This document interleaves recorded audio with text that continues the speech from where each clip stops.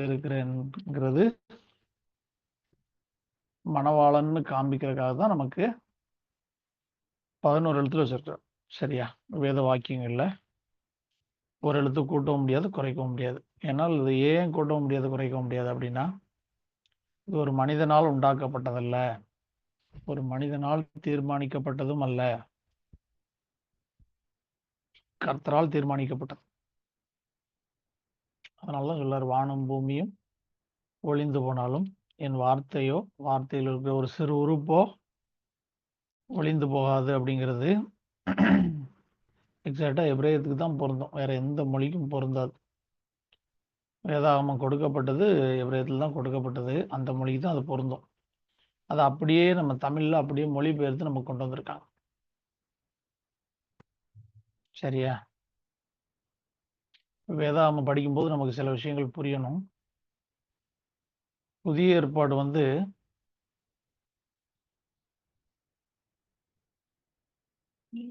இதில் பார்த்தீங்கன்னா,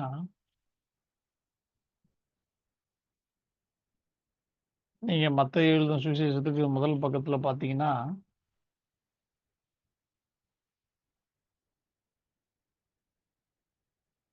இதில் இல்லையா?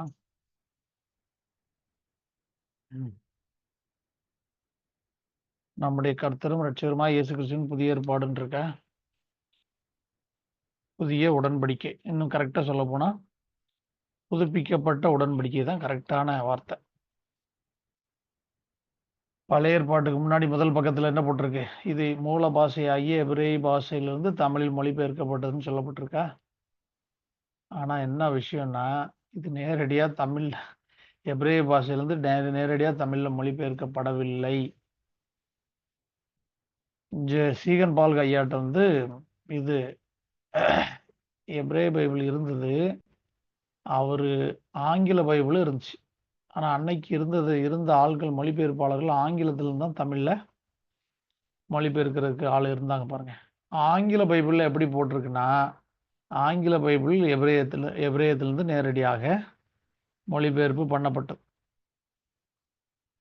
அதே மாதிரி புதிய ஏற்பாடு கிரேக்கத்திலிருந்து நேரடியாக மொழிபெயர்ப்பு பண்ணப்பட்டது ஆங்கிலத்தில். ஆங்கில பைபிள் அப்படி போட்டிருக்கிறதுனால அதே வார்த்தையை தமிழ்லேயே அப்படியே கொண்டு வந்துட்டாங்க.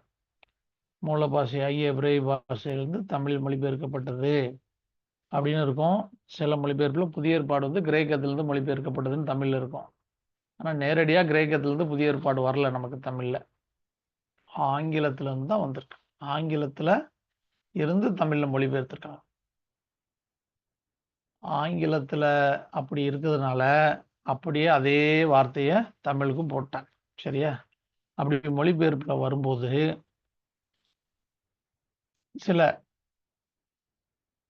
காரியங்கள் முன்ன பின்ன நடந்திருக்கு. அதை நமக்கு புரிஞ்சு கொள்ளணும். அது நமக்கு ஒரு பெரிய ஒன்றும், ரட்சிக்கப்பட்டவங்களுக்கு அது நமக்கு ஒன்றும் பெரிய இடரல் இல்லை, இருந்தாலும் புரிஞ்சு கொள்ளணும். புதிய ஏற்பாடு நீங்கள் பார்த்தீங்கன்னா 40 எழுத்தாளர்கள் எல்லாம் வேதத்தை எழுதினது எல்லாருமே யூதர்கள். ஆக்சுவலாக மத்தேயு, மார்க், லூக்கா, யோவான், அடுத்து அப்போஸ்தலருக்கு அப்புறம் யாக்கோபு எழுதின நிருபம் வந்திருக்கணும். அடுத்து எபிரேயர், அப்போஸ்தலன் பேதுரு எழுதினது நிருபம், யோவான் எழுதின நிருபம், இதெல்லாம் தான் வந்துட்டு அப்புறம் தான் புறஜாதிகளுக்கு வந்திருக்கணும். ஆனால் கிரேக்கர்லேருந்து இங்கிலீஷ்க்கு வந்து இப்படி வந்ததுனால என்ன ஆயிடுச்சுன்னா, புறஜாதிகளுக்கு எழுதின நிருபங்கள்லாம் முன்னாடி வந்துட்டு யூதர்களுக்கு, அதாவது எபிரேய ஆசிரியர்கள் எழுதின நிருபம் எல்லாம் பின்னாடி போச்சு.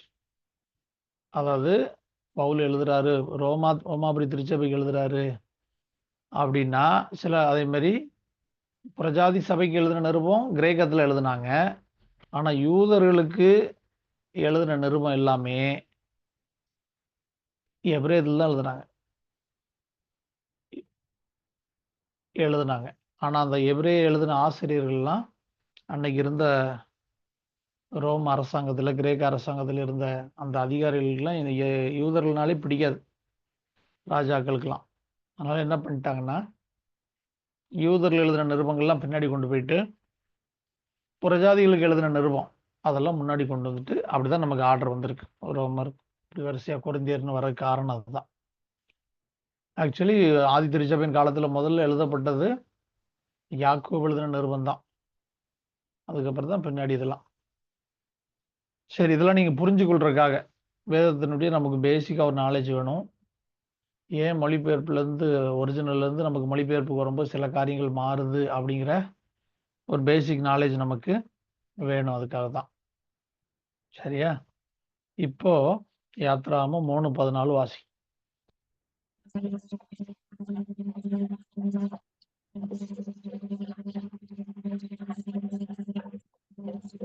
அதற்கு தேவன் இருக்கிறவராக இருக்கிறேன் என்று மோசேயுடனே சொல்லி, இருக்கிறேன் என்பவர் என்னை உங்களிடத்துக்கு அனுப்பினார் என்று இஸ்ரவேல் புத்திரரோடே சொல்வாயாக என்றார்.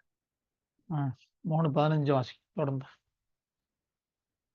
மேலும் தேவன் மோசேயை நோக்கி, ஆபிரகாமின் தேவனும் ஈசாக்கின் தேவனும் யாக்கோபின் தேவனுமாயிருக்கிற உங்கள் பிதா உங்களிடத்துக்கு அனுப்பினார் என்று நீ இஸ்ரவேல் புத்திரருக்கு சொல்வாயாக. என்றைக்கும் இதுவே என் நாமம், தலைமுறை தலைமுறை தோறும் இதுவே என் பேர் பிரஸ்தாபம். நீங்க ஆபிரகாமின் தேவனும் ஈசாக்கின் தேவனும் யாக்கோபின் தேவனுமாக இருக்கிற கர்த்தர் உங்கள் பிதாக்களுடைய தேவனாய கர்த்தர்னு வாசிக்கிறோமா?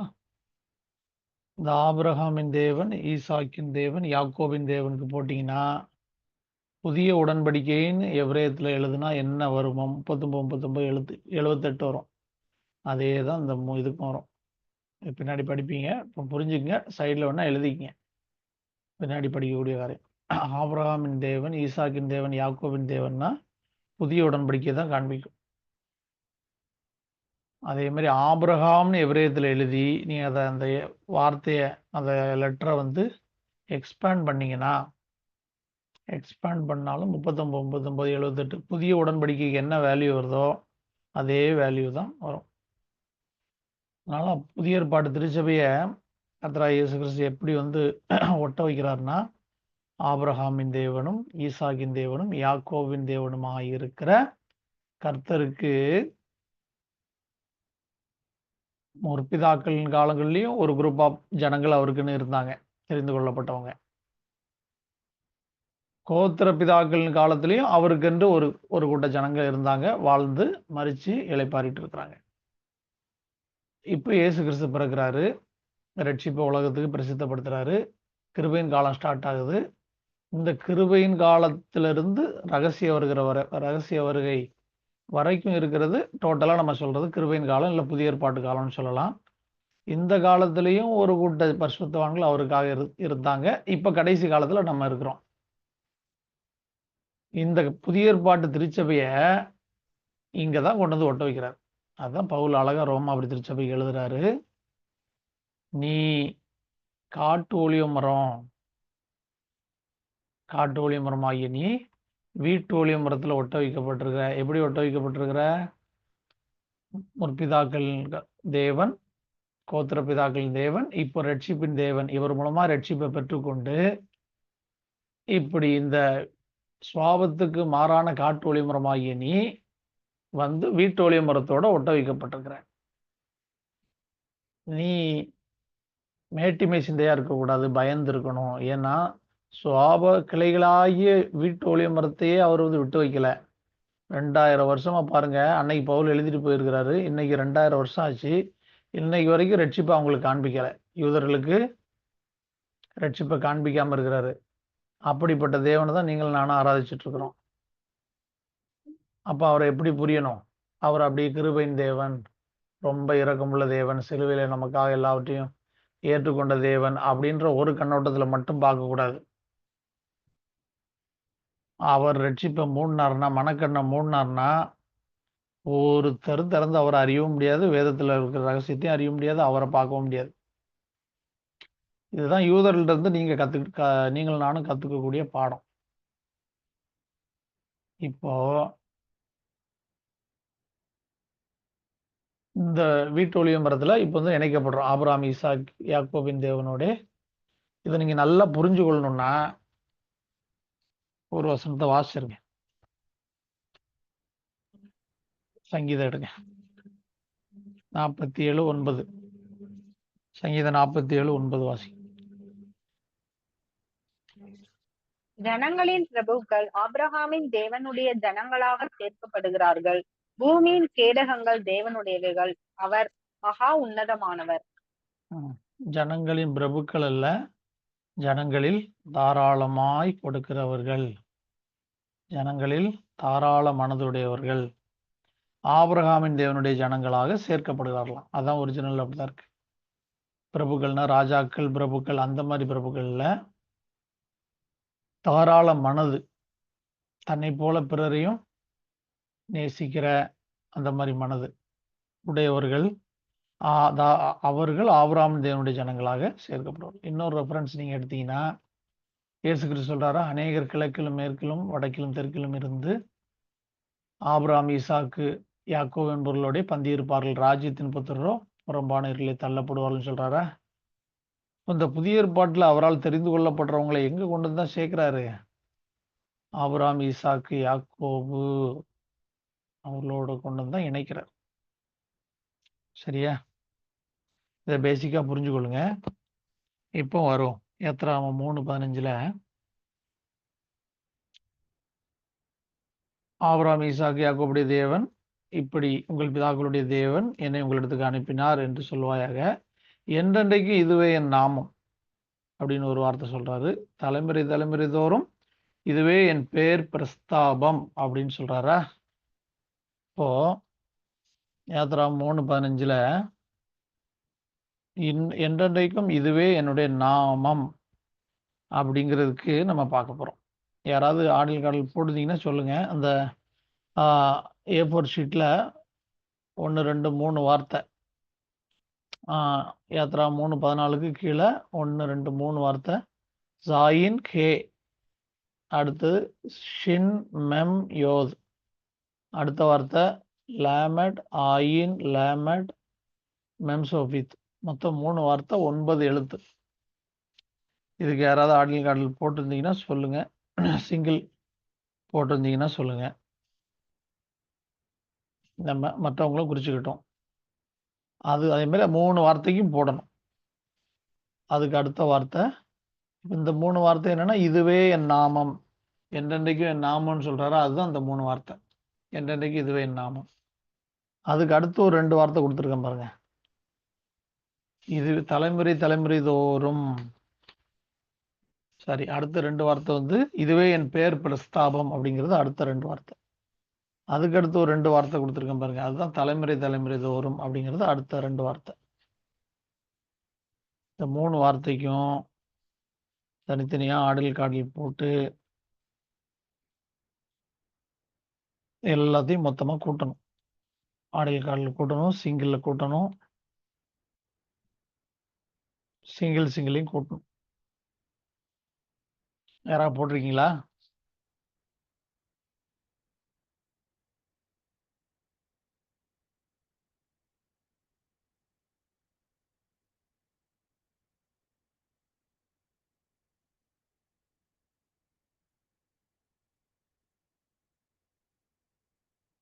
போட்டிருக்கீங்களா யாராவது? போட்டிருந்தா சொல்லுங்க, மற்றவங்களும் எழுதிக்கிட்டோம். இல்லைன்னா நான் சொல்லிடுறேன். நான் சொன்னா நீங்க எழுதிக்கங்க. அடுத்த கிளாஸ்ல இருந்து ஹோம்ஒர்க்கு A4 ஷீட் அனுப்பிச்சிருக்கேன், அப்படியே அனுப்பிச்சிருப்பேன்னு நினைக்கிறேன். கரெக்டா அனுப்பியிருப்பேனே, அனுப்பின மாதிரி தானே? அனுப்பலங்கய்யா. அனுப்பலையா போன கிளாஸுக்கு? இல்லங்க. சரி, அப்போ எழுதிக்கங்க. அனுப்பலைன்னா யாரும் போட்டிருக்க வாய்ப்பு இல்லை. அப்போ இந்த 3 வார்த்தைக்கு எழுதுங்க. அதாவது நான் இது அப்புறம் ஹோம்ஒர்க்காக நீங்கள் ஒர்க் அவுட் பண்ணி பார்த்துக்க. என்றைக்கு இதுவே என் நாமம் அப்படின்னு சொல்லக்கூடியது 3 வார்த்தை, 9 எழுத்து. யாத்ராமம் 3:15 என்றைக்கு இதுவே என் நாமம் சொல்லக்கூடியது 3 வார்த்தை, 9 எழுத்து. சரியா? 9 எழுத்து. அதுக்கு ஆடில் காடில் போட்டிங்கன்னா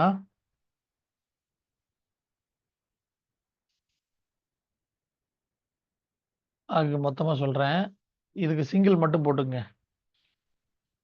இந்த 3 வார்த்தைக்கு சிங்கிள் வேல்யூ 37.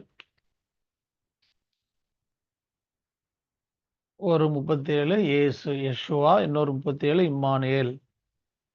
இப்போ அவருடைய நான் என்றென்றைக்கும் இருக்கக்கூடிய அவருக்கு இருக்கக்கூடிய நாமத்துக்குள்ள 2 நாமம் இருக்கு. ஒண்ணு இயேசு என்கிற நாமம், இன்னொன்னு இம்மானுவேல் என்கிற நாமம். சரியா? இயேசு என்கிற நாமம், இன்னொன்னு இம்மானுவேல் என்கிற நாமம். ஐயா, அடுத்து இதுவே என் நாமம். அதுக்குள்ள ஹீப்ரு எழுத்து சொல்லல, நீ ஒன்னு சொல்லுங்களேன். ஹீப்ரு எழுத்து இப்ப சொல்லி போட்டா நேரம் ஆகுமா? நீங்க நான் ஷீட் அனுப்பி விடுறேன். ஹோம்ஒர்க்கா போட்டு பார்த்துக்கிறீங்களா? இப்ப நான் சொல்லிடுறேன், வேல்யூ சொல்லிடுறேன். Okay okay. அப்ப ஆமா, வேல்யூ சொல்லிடுறேன். நீங்க ஹோம்ஒர்க் அனுப்பி விடுறேன், அதை போட்டு செக் பண்ணி பார்த்து 3 வார்த்தை 9 எழுத்துன்னு போட்டுக்குங்க. இதுவே என்றென்றைக்கும் என் நாமம்.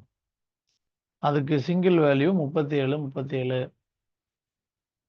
37 ஒரு 37 ரட்சிப்பை கொடுக்க வந்த இயேசு, இன்னொரு 37 நித்திய ஜீவனை கொடுக்க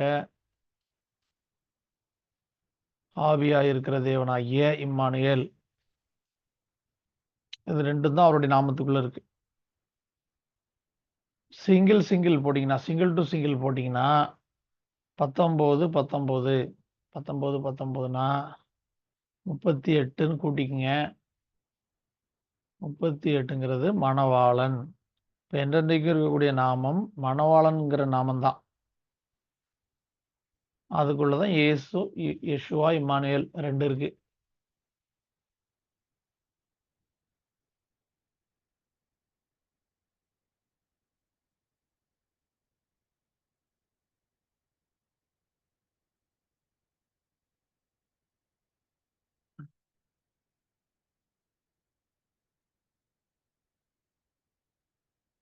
ஓகேவா? இப்போ சிங்கிள் மட்டும் இதுக்கு எழுதிக்கங்க. அடுத்த 2 வார்த்தை. அடுத்த 2 வார்த்தை என்னன்னா, இதுவே என் பேர் பிரஸ்தாபம் அப்படிங்கிறது தான் அடுத்த 2 வார்த்தை. அது எழுதிக்கங்க. அடுத்த 2 வார்த்தை 3 5 7 எழுத்து. 2 வார்த்தை 7 எழுத்து. இதுவே என் பேர் பிரஸ்தாபம்ங்கிறது. அதுக்கு சிங்கிள் வேல்யூ வந்து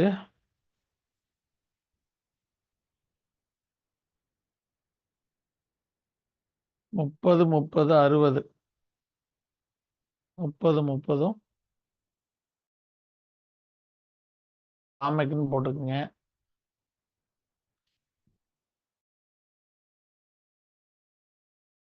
22 + 38ன்னு பிரேக் பண்ணிக்கங்க. 22 ஆலஃபண்ட் டவ், 38 மணவாளன். 22னா வார்த்தையாகிய தேவன், ஆலஃப்லேருந்து டவ் வரைக்கும். 38னா மணவாளன். சிங்கிள் போட்டிங்கன்னா 12 12 சிங்கிள் போட்டிங்கன்னா, சிங்கிள் டு சிங்கிள் போட்டிங்கன்னா 12 12 2 விதமான உபதேசம் உள்ள இருக்கு. ஒன்று பாலகனை குறித்த உபதேசம், இன்னொன்று குமாரனை பற்றின உபதேசம். சரியா? இதுவே என் பேர் பிரஸ்தாபம். அதுக்குள்ள 2 இருக்கு. 2 விதமான உபதேசம் இருக்கு. ஒன்று பாலகனை பற்றின உபதேசம், இன்னொன்று குமாரனை பற்றிய உபதேசம்.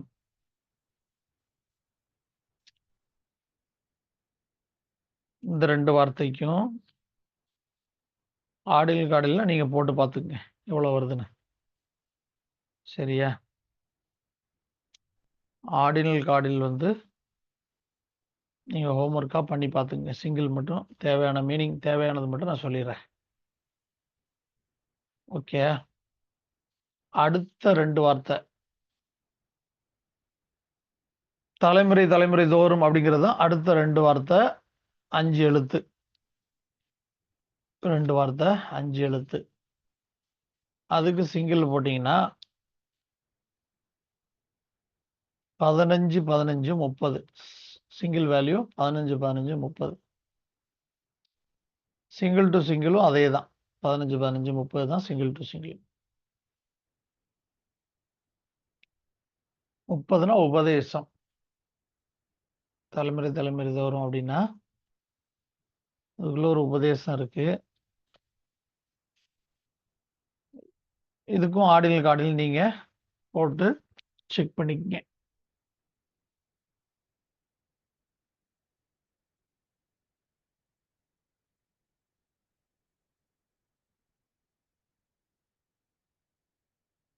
ஆர்டினல் கார்டினல் நீங்கள் போட்டு பார்த்துக்குங்க. நான் அனுப்பி விட்றேன். குரூப்பில் இந்த A4 ஷீட் அனுப்புகிறேன். நீங்கள் அதை பார்த்து போடுங்க. சரியா? இப்போ இந்த மொத்தம் மூணு வார்த்தை 3ஆ பிரித்து சொல்லியிருக்கிறேன்னா, என்றென்றைக்கு இதுவே என் நாமம், இதுவே என் பெயர் பிரஸ்தாபம், அதுக்கடுத்து தலைமுறை தலைமுறை தோறும், மொத்தம் 3 பகுதியாக பிரித்து சொல்லியிருக்கேன்னா, இது எல்லாத்துக்கும் சேர்த்து ஆர்டினல் கார்டினல் எழுதிக்கங்க.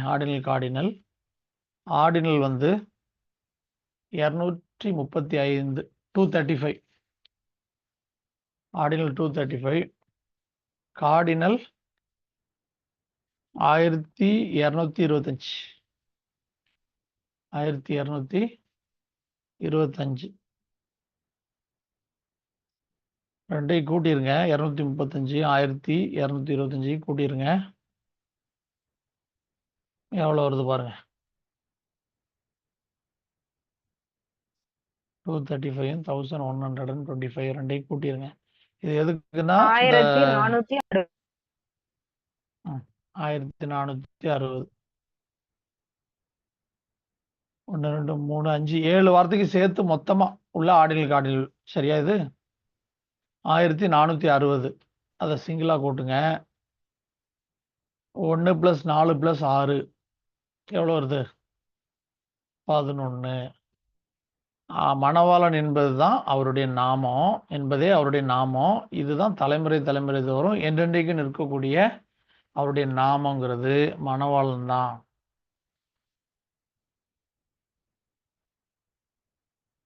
நல்லா புரிஞ்சுக்கொள்ளுங்க. நம்ம தமிழ்ல படிக்கிறதுனால தான்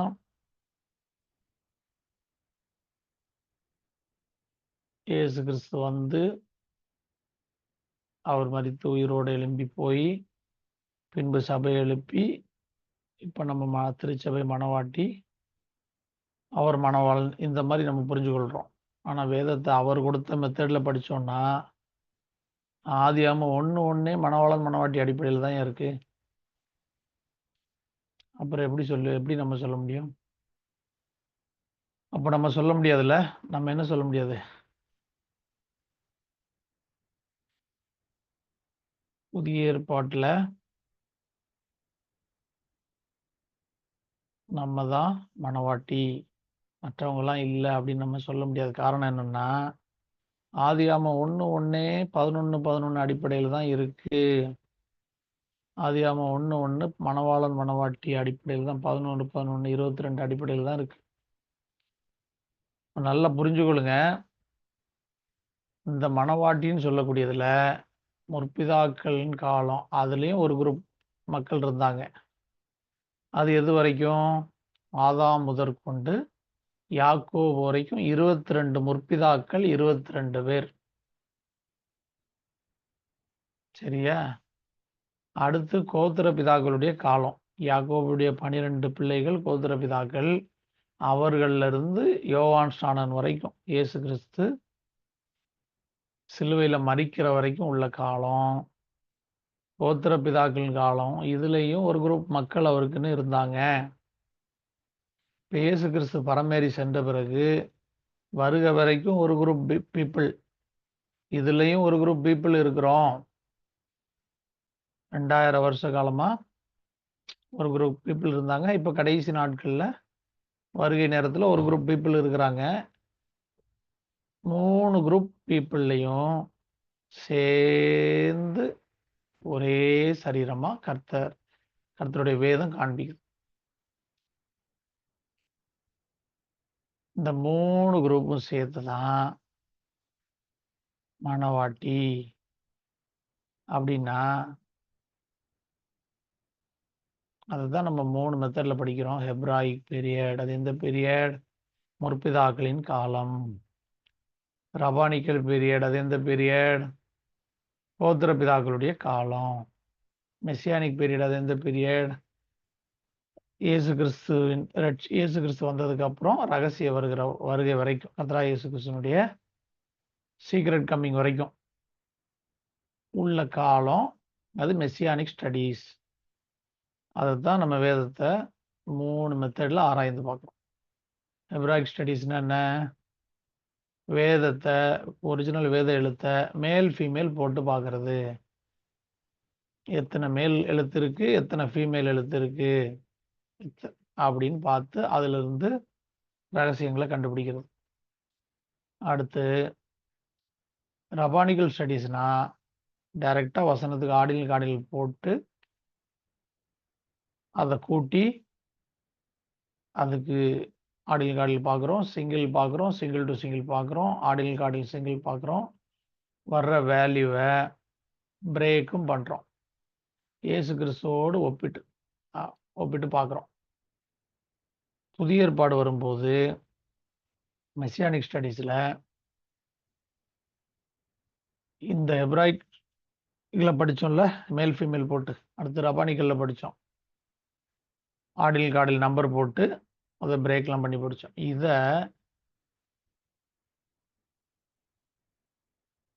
ரெட்ஷிப்போட கம்பேர் பண்ணி பார்க்குறோம். இப்போ நம்ம புதிய ஏற்பாடு பீப்புள் வரும்போது நமக்கு இருக்கிற அனுபவம் என்ன? பரிசுத்தாவின் அபிஷேகத்தை பெற்ற அனுபவம். இப்போ திருத்துவத்தில் பார்க்குறோம், கர்த்தரை பார்க்குறோம், வேதத்தை பார்க்குறோம். இந்த மாதிரி அவங்க பார்த்தது கிடையாது. ஒரு பிதாக்களும் கோத்திர பிதாக்களும் வேதத்தையோ கர்த்தரையோ இந்த மாதிரி நம்ம பார்க்குற மாதிரி அவங்க பார்த்தது இல்லை. காரணம் என்னன்னா, அவங்களுக்கு தேவன் திரித்துவ தேவன் தெரியாது. இஸ்ரவேலர்களுக்கு என்ன தெரியும்? இஸ்ரவேலே கேள், நம்முடைய தேவனாய கர்த்தர் ஒருவரே கர்த்தர். அதுதான் தெரியும். ஒரே ஒருவர் தான் அவங்கள பொறுத்தளவுல, ஒரே தேவன் தான். அதுதான் அவங்களுக்கு தெரியும். புதிய ஏற்பாட்டில் வரும்போது தான் தன்னை திருத்துவமாக ஆண்டவர் காண்பிக்கிறார். பரிசுத்தாவியை பெற்றவர்களுக்கு தான் காண்பிக்கிறார். இப்போ நம்ம அந்த சத்தியங்களை ஹெப்ராயிக் பீரியடில் படித்த சத்தியங்களையும் ரபானிக்கலில் படித்த சத்தியங்களையும் இயேசு கிறிஸ்துவோடு கம்பேர் பண்ணி ஒப்பிட்டு படிக்கிறோம். பாருங்க. இதுதான் மெசியானிக் ஸ்டடீஸ். இப்போ நம்ம வேதத்தை பார்க்குறதுக்கும் நம்ம கர்த்தரை விசுவாசிக்கிறதுக்கும் பழைய ஏற்பாட்டில் உள்ளவங்க விசுவாசிக்கிறதுக்கும் ரொம்ப வித்தியாசம் இருக்கும். அதுக்கு முன்னாடி முற்பிதாக்களுடைய காலத்தில் உள்ளவங்க அவங்க விசுவாசிச்சதுக்கும் ரொம்ப வித்தியாசம் இருக்கும். அவங்களுக்கு எப்படி தேவன் தரிசனமானார் அப்படின்னு நீங்கள் பார்த்தீங்கன்னா, ஆபிரகாமுக்கு நான் சர்வவல்லமையுள்ள தேவன் என்னும் நாமத்தினாலே அவனுக்கு தரிசனமானேன்னு சொல்றார். அவ்வளோதான் தெரியும் ஆபிரகாமுக்கு. அடுத்து இஸ்ரவேலர்களை ஆண்டவர் டீல் பண்ணும்போது தான் அவங்களுக்கு எப்படி தன்னை வெளிப்படுத்துறாரு? யெகோவா என்கிற நாமத்தினாலே அவர்களுக்கு தன்னை அவர்களுக்கு, அதாவது ஆபிரகாம், ஈசாக், யாக்கோபுக்கெல்லாம் வெளிப்படுத்தல. ஆனால் மோசேட்டு சொல்றாரு, நான் யெகோவா. பர்சனலா தன்னை கர்த்தர், அந்த திருத்துவத்திலிருந்து கர்த்தர் அப்படின்ட்டு அவங்களுக்கு ஓரளவுக்கு காண்பிக்கிறாரு, வெளிப்படுத்துறாரு. ஆபிரகாமுக்கு சர்வவல்லமையுள்ள தேவனாக தரிசனமானார். அதுல இருந்து கர்த்தர், திருத்துவத்திலிருந்து தேவனாகிய கர்த்தர் அப்படின்னா திருத்துவத்திலிருந்து ஒருவர் கொஞ்சம் பர்சனலா, கொஞ்சம் க்ளோஸா, ஐக்கியமா காண்பிக்கிறார். மோசேக்கு இஸ்ரவேலர்கள்ட்ட தன்னை காண்பிக்கிறார். சரியா? அடுத்து புதிய ஏற்பாட்டில் வரும்போது தான் வார்த்தை மாம்சமாகி கிருபையினாலும் சத்தியத்திலும் நிறைந்தவராய் நமக்கு வெளிப்படுத்தினார், நம்ம இடத்துல வாசம் பண்றார். இன்னும் தெளிவா புரிஞ்சுக்கொள்ளணும்னா, நீங்க முற்பிதாக்களுடைய காலத்துல பிரமாணத்தை சொன்னாரு, எழுதி கொடுக்கல. கோத்திர பிதாக்களுடைய காலத்துல வேதத்துக்குள்ள பிரமாணத்தை வச்சு வேதமா எழுதி கொடுத்தார்.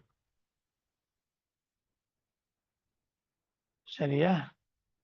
இப்ப இந்த பிரமாணத்தை பரிசுத்த ஆவி இல்லாமல் ஒருவரும் நிறைவேற்ற முடியல. இப்ப இந்த பிரமாணத்தை நிறைவேற்றுறதுக்காக தானே வர்றார் இயேசு கிறிஸ்து. மனிதனுக்கு உதவி செய்ய தானே வந்து பிரமாணத்தை நிறைவேற்றி சிலுவையிலே வெற்றி சிறந்து பிசாசை வெற்றி சிறந்து போறார், பரத்துக்கு போறார். இப்போ வேதம் வார்த்தையை எழுதி கொடுத்தாரா? பிரமாணத்தை வார்த்தைக்குள்ள வசனத்துக்குள்ள வச்சு எழுதி கொடுத்தாரா? இப்போ நம்முடைய இருதயத்தில் எழுதுறார். புதிய ஏற்பாட்டில் பரிசுத்த ஆவியானவர் ஊற்றப்பட்ட பின்பு நம்முடைய இருதயத்திலே, ரட்சிக்கப்பட்டவர்களுடைய இருதயத்திலே வேதத்தை எழுதுறார். அதனால தான் நமக்கு வேதம் புரிகிற மாதிரி பழைய ஏற்பாட்டில் இருக்கிறவங்களுக்கு புரியாது. ஏன்னா அவங்களுக்கு திருத்துவம் தெரியாது, பரிசுத்த ஆவியானவருடைய அபிஷேகம் கிடையாது, தேவன் தன்னை அவங்களுக்கு அந்த மாதிரி வெளிப்படுத்தலை. சரியா? இந்த அண்டர்ஸ்டாண்டிங் உங்களுக்கு இருக்கட்டும். இப்போ 1460 அதை கூட்டிங்கன்னா 11 இருந்துச்சா? 11னா மணவாளன் என்பதே அவருடைய நாமம். என்றென்றைக்கும் இருக்கக்கூடிய தலைமுறை தலைமுறைதோறும் இருக்கக்கூடிய அவருடைய நாமம் மணவாளன்கிற நாமம் தான். கிளியரா? இதை பிரேக் பண்ணிக்கங்க. 1460 பிரேக் பண்ணிக்கங்க. 611 தோரா, 613 மிட்ஸ்வா, மிட்ஸ்வான பிரமாணங்கள், 214 ரூவாக் ஆவிக்குரிய, ப்ளஸ் 22 ஆலஃபன் டவ், ஆலஃப்லேருந்து டவ் வரைக்கும் 22 எழுத்துக்கள். பிரேக்கிங் எழுதி மறுபடியும் சொல்கிறேன். 611 1460 பிரேக் பண்ணுறோம். 611 ப்ளஸ் 613 ப்ளஸ் 214 ப்ளஸ் 22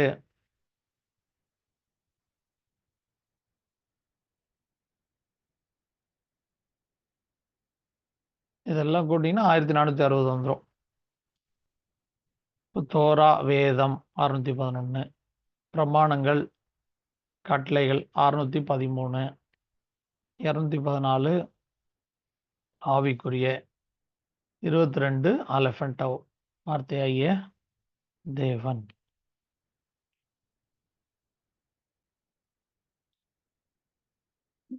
இப்போ மணவாளனுங்கிறது தான் அவருடைய நாமம். அதுக்குள்ள என்னெல்லாம் இருக்கு பாருங்க. வேதம் அவருக்குள்ள தான் இருக்கு. வேதம் என்னிலிருந்து வெளிப்படும் அப்படின்னு இருக்கா தமிழ்ல? வேதம் ஆலஃபன்டவ்லேருந்து வெளிப்படும்னு இருக்கு ஒரிஜினல்ல. வேதம் வார்த்தையாகி என்னிடத்திலிருந்து வெளிப்படும். I am the ஆலஃபன்டவ். ஆலஃபன்டவ்னா 22 எழுத்து. வேதம் ஆலஃபன்டவ்லேருந்து வெளிப்படும் அப்படின்னு தான் ஒரிஜினல் இருக்கு. இப்போ வார்த்தை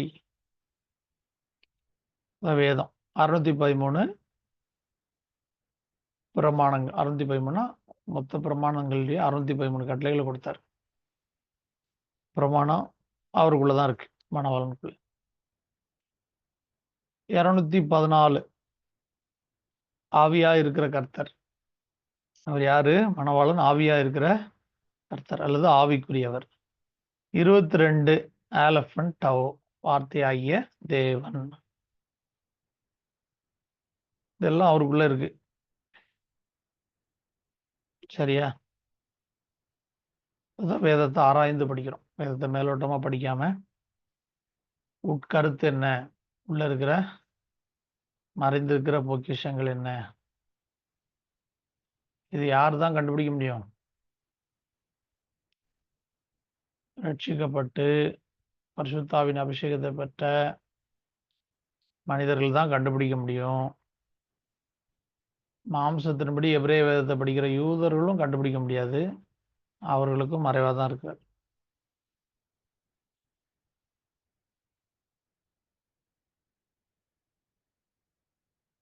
சரியா? ரட்சிக்கப்படாத புறஜாதிகள் இருக்கிறாங்க, அவங்களும் கண்டுபிடிக்க முடியாது.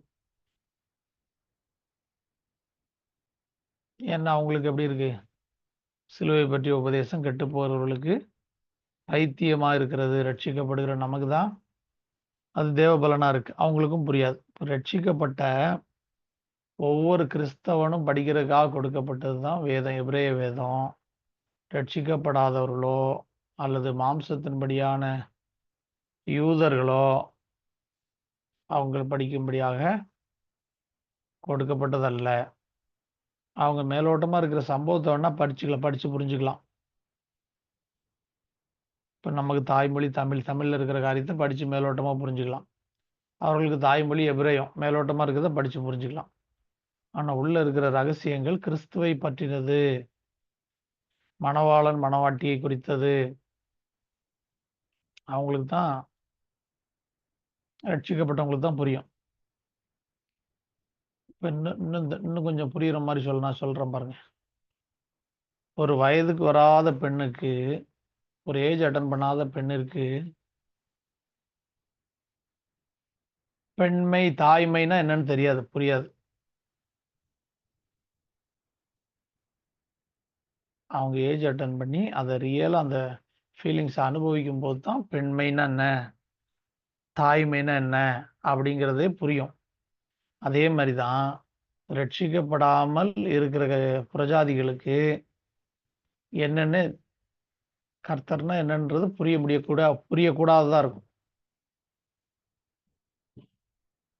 புரிஞ்சுக்கொள்ள முடியாது. அவங்களுக்கு புரியாது. எப்படி ஒரு வயதுக்கு வராத பெண்ணை கல்யாணம் பண்ணி கொடுத்தாலும் வேஸ்ட்டோ, அதே மாதிரி இப்படி ரட்சிக்கப்படாத இந்த வயதுக்கு வர்ற அனுபவம் தான் நம்ம ரட்சிக்கப்படுற அனுபவம். ஒரு உதாரணத்துக்கு இந்த மறுபிறப்பின் அனுபவம் நமக்கு மாம்சத்தில் வயதுக்கு வந்தால் தான் அடுத்து தாய்மை அடைய முடியும். பெண்மை தாய்மைன்ற அந்த அனுபவத்துக்குள்ளே போக முடியும். மறுபடி பிறந்தாதான் கிறிஸ்தவ வாழ்க்கையில்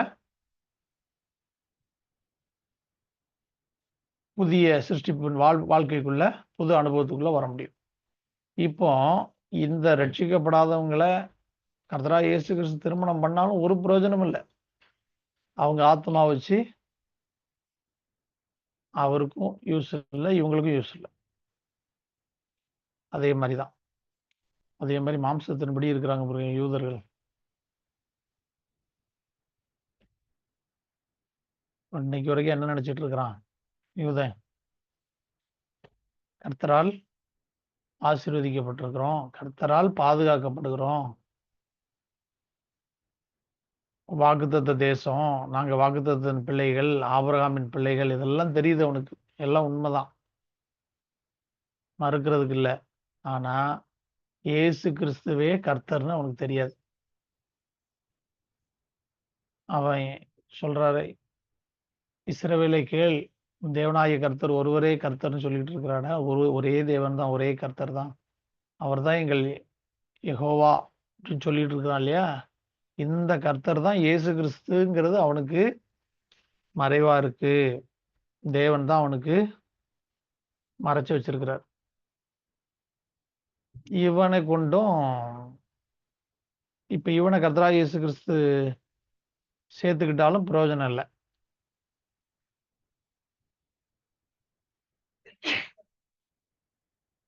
எப்படி ஒரு வயதுக்கு வராத பெண்ணால ஒரு கணவனுக்கோ இல்லை அல்லது அந்த பெண்ணுக்கோ எந்த பிரயோஜனம் இல்லையோ, அதே போல இவர்களை சேர்த்து கொண்டாலும் கர்த்தருக்கோ இந்த ஜனங்களுக்கோ எந்த பிரயோஜனம் இல்லை. அதனாலதான் என்ன பண்றாரு, ரட்சிக்கப்படுகிறவர்களை கர்த்தர் அனுதினம் சபையிலே சேர்த்து கொண்டு வர்றார். புறஜாதியிலிருந்து நம்ம உலகத்திலிருந்து வேறு பிரிச்சு சத்தியத்துக்கு வா உள்ள வா, சபைக்குள்ள வா. எகிப்திலிருந்து வனாந்தரத்துக்கு அழைச்ச மாதிரி உலகத்திலிருந்து சபைக்குள்ள வந்து இப்போ வா, சத்தியத்தை நான் யாருன்னு புரிஞ்சுக்கோ, என்னுடைய கட்டளைகள் எப்படிப்பட்டதுன்னு பாரு, என்னை கற்றுக்கொள், என்னுடைய வாழ கொஞ்ச காலம் டைம் தரேன், என்னோட வாழ்றதுக்கு, நித்தியத்தில் என்னோட கூட வாழ்றதுக்கு நான் எப்படிப்பட்டவர்னு புரிஞ்சுக்கொள், என்னோட வாழ பழகிக்கோ, கற்றுக்கொள், ஆயத்தப்படு, என்னை சந்திக்க ஆயத்தப்படு அப்படிங்கிறது தான் இப்போ நம்ம கொடுக்கப்பட்டிருக்கிற காலம். இதான் நம்ம கிருபையின் காலம் சொல்றோம், சரியா? இப்பதான் ஆயத்தம் ஆகிறோம்.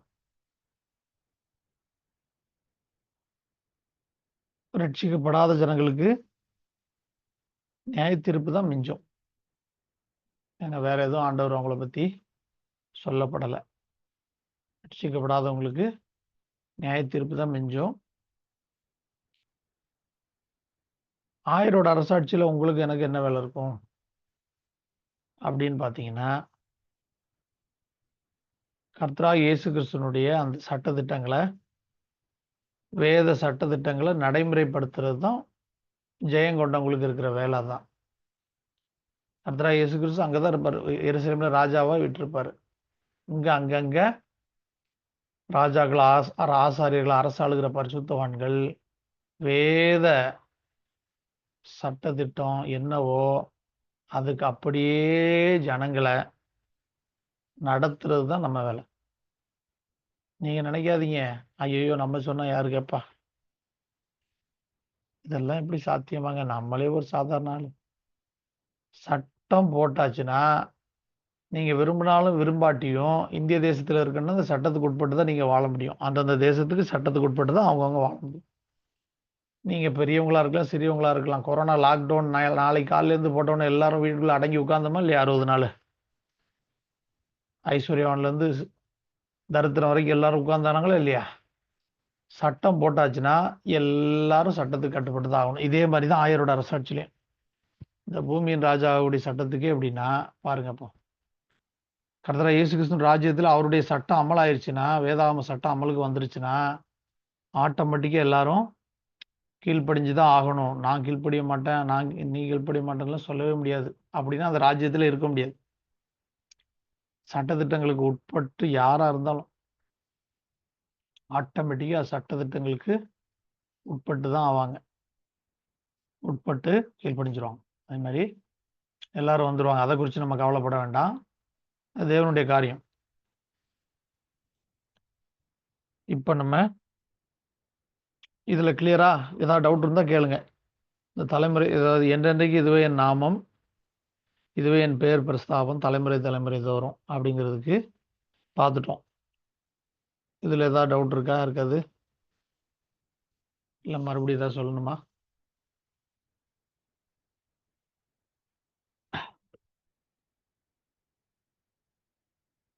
கிளியரா?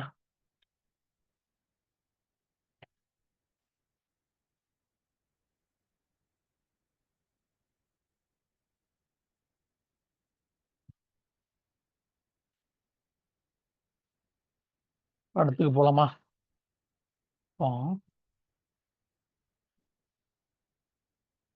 அந்த 3 காலத்தை மட்டும் மறுபடியும் சொல்லுங்க. 3 காலம் ஆதாம்ல இருந்து, அது மட்டும் ஆதாம் இருந்து யாக்கோபு வரைன்னு சொன்னீங்களே, அதை மட்டும் மறுபடியும் சொல்லுங்க.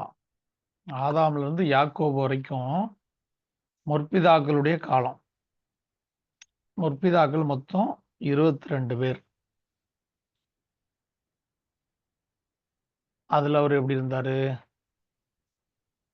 நம்ம எப்ராயிக் ஸ்டடீஸ்ன்னு படிக்கிறோம்ல, முற்பிதாக்களுடைய காலத்துல எபிரேயர்களின் தேவனா இருந்தார்.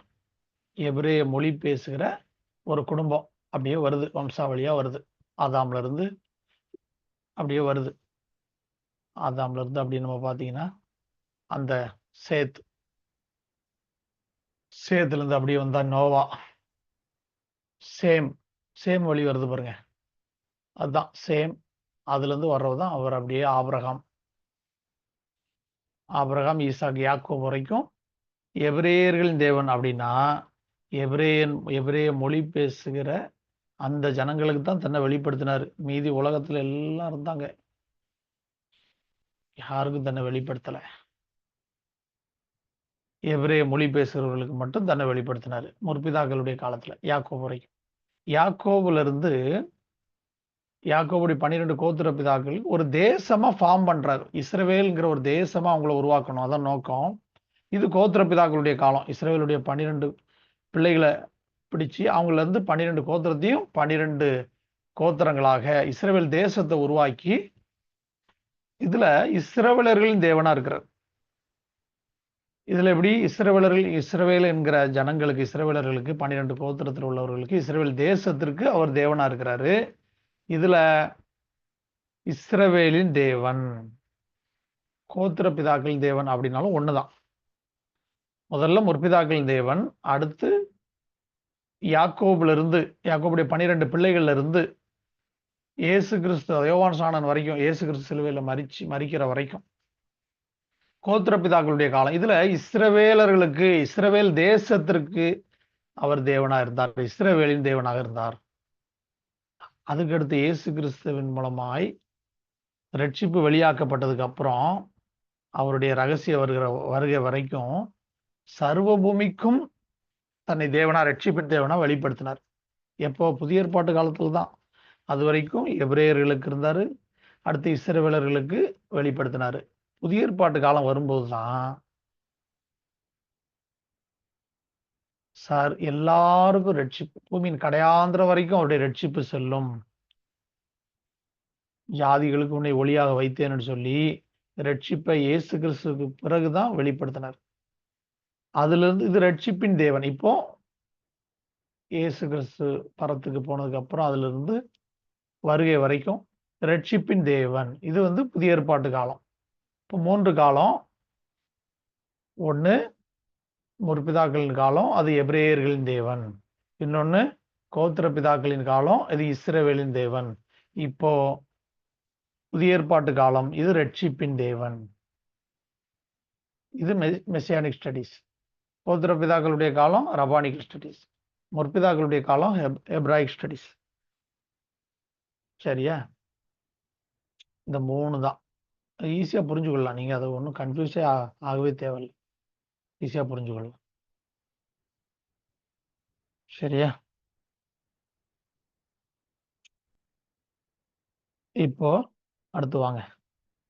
யாத்ராகமம் 4:2 வாசி.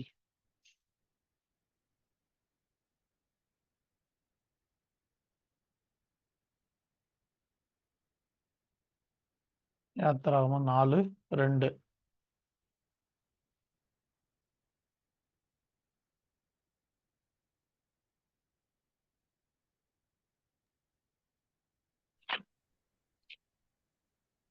கர்த்தர் அவனை நோக்கி, உன் கையில் இருக்கிறது என்ன என்றார். ஒரு கோல் என்றான்.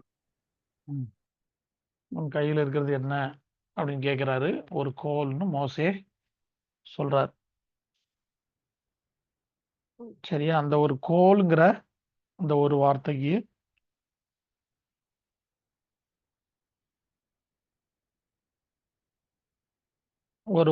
நீங்க ஆடில் காடில் போட்டீங்கன்னா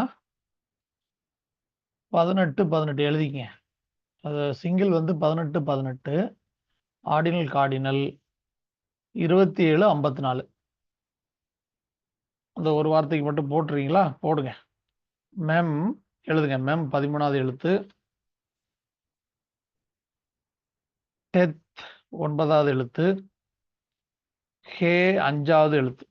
மெம் 13, டெத் 9, ஹே 5. இது காடில் சிங்கிள் போடுங்க.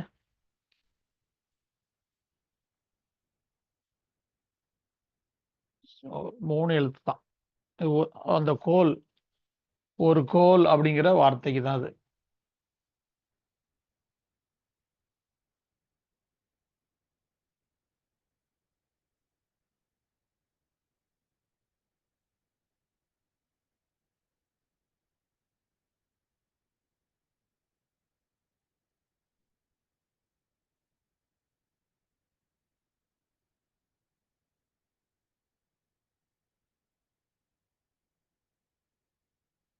போடுங்க. மெம் டெத் ஹே. மெம் 13/40, டெத் 9/9, ஹே 5/5. 18/18. 18/18 36 போட்டு 18/18 36. 2/18 வந்தா ஒன்று ரட்சிப்பும், இன்னொன்று நித்திய ஜீவனும். ஒன்று இம்மைக்குரிய ஜீவனும், இன்னொன்று மறுமைக்குரிய ஜீவனும். அப்படின்னா நல்லா புரிஞ்சு கொள்ளுங்க. இந்த கோல், மோசே இந்த கையில் இருக்கிற கோல் என்னன்னு சொன்னாரு? தரையில போட சொன்னாரு. அது சர்ப்பம் ஆயிற்று. மோசே மறுபடியும் அதை கரத்தை நீட்டி பிடின்னு சொன்னாரு. மறுபடியும் கோலா கையில மாறிச்சு. சரியா? இந்த கோலை தான் பார்வோனுக்கு முன்னாடி போய் நிற்கும்போது மோசே போடுறாரு. மந்திரவாதிகளும் போட்டாங்க, எல்லாம் பாம்பு வந்துச்சு. ஆனா எல்லா சர்ப்பத்தையும் இந்த கோல் விழுங்கி போட்டது அப்படின்னு நம்ம படிச்சிருக்கிறோம், அறிஞ்சிருக்கிறோம். இது நமக்கு சத்தியத்துல எதை காண்பிக்குதுன்னா, அந்த கோல் யாருன்னு நம்ம பார்க்கணும். மணவாளன் தான் அந்த கோல். நம்ம டீட்டெயிலாக பார்க்க போறோம். 18/18னா 2 இம்மைக்குரிய ஜீவன், இல்லை ரட்சிப்பு நித்திய ஜீவன் போட்டுங்க. இல்லைன்னா ஜீவன் அப்படின்னா எபிரேயத்தில் 2 இருக்கு. ஜீவன்கிற வார்த்தைக்கு போட்டிங்கன்னா 18 தான் வரும் எபிரேயத்தில். அது என்னன்னா, ஒன்று இம்மைக்குரிய ஜீவன், ஒன்று மறுமைக்குரிய ஜீவன். ஒன்று இந்த பூமியில் ரட்சிக்கப்பட்ட வாழ்க்கை, இன்னொன்று நித்திய வாழ்க்கை. சரியா? 2 ஜீவன், ஜீவனை குறிக்கிறது தான் எபிரேயத்தில் ஜீவன்கிற வார்த்தைக்கு 2 ஜீவன் வரும். 2 18 வரும். அப்போ இந்த 2 ஜீவனையும் கொடுக்கக்கூடியவர் யார் அப்படிங்கிறத பார்ப்போம். இப்போ இந்த கோல்ங்கிற வார்த்தைக்கு 18 சிங்கிள். சரியா? நீங்கள் ஆடில் காடில் 27 54 போட்டிங்கன்னா 2 + 7 9, 5 + 4 அதுவும் எவ்வளோ வருது? 30, 40, 49, 54, 54. 5 + 4 9, 9 9 18. 18ங்கிறதும் ஜீவன் தான். இப்போ இதை எக்ஸ்பேண்ட் பண்ணிங்கன்னா, எக்ஸ்பேண்ட் எழுதிக்கிங்க இந்த வார்த்தையை.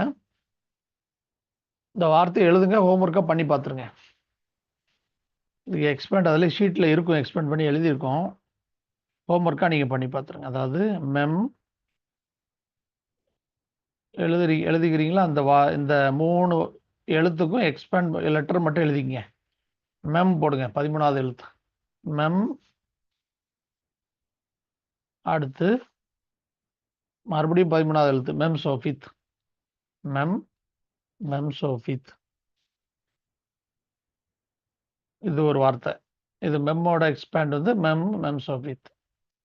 அடுத்து டேத். 9வது எழுத்துக்கு எக்ஸ்பேண்ட் வார்த்தை வந்து எழுதுங்க. டேத் 9வது எழுத்து. யோத் 10வது எழுத்து. டவ் 22வது எழுத்து. டேத் யோத் டவ். அடுத்து ஹேக்கு எக்ஸ்பேண்ட் எழுத்து வந்து ஹே ஆலஃப். ஹே 5வது எழுத்து, ஆலஃப் முதல் எழுத்து. மொத்தம் 2, 5, 7 எழுத்து. இந்த 3 எழுத்து எக்ஸ்பேண்ட் பண்ணிங்கன்னா 3 வார்த்தை 7 எழுத்து வரும். முதல் எழுத்து மெம்க்கு எக்ஸ்பேண்ட் பண்ணிங்கன்னா மெம் சோஃபித். 13வது எழுத்து 2 தடவை மெம். அடுத்தது மெம் சோஃபித். அடுத்தது டேத் 9வது எழுத்து எக்ஸ்பேண்ட் பண்ணிங்கன்னா டேத் யோத் டவ். 9வது எழுத்து, 10வது எழுத்து, 22வது எழுத்து. அடுத்து ஹே கடைசி எழுத்து எக்ஸ்பேண்ட் பண்ணிங்கன்னா ஹே ஆலஃப். 5வது எழுத்து ஃபர்ஸ்ட் லெட்டர் 1வது எழுத்து. இதுக்கு நீங்கள் எக்ஸ்பேண்ட் வேல்யூ எழுதிக்கிங்க. நீங்கள் ஹோம்ஒர்க்காக பண்ணி பார்த்துக்குங்க. இதுக்கு சிங்கிள் போட்டிங்கன்னா எக்ஸ்பேண்ட் பண்ணால், இதுக்கு சிங்கிள் போட்டிங்கன்னா 28 வரும். 28 கூட்டி போட்டுருங்க. சிங்கிள் டு சிங்கிள் போட்டிங்கன்னா 19 வரும்.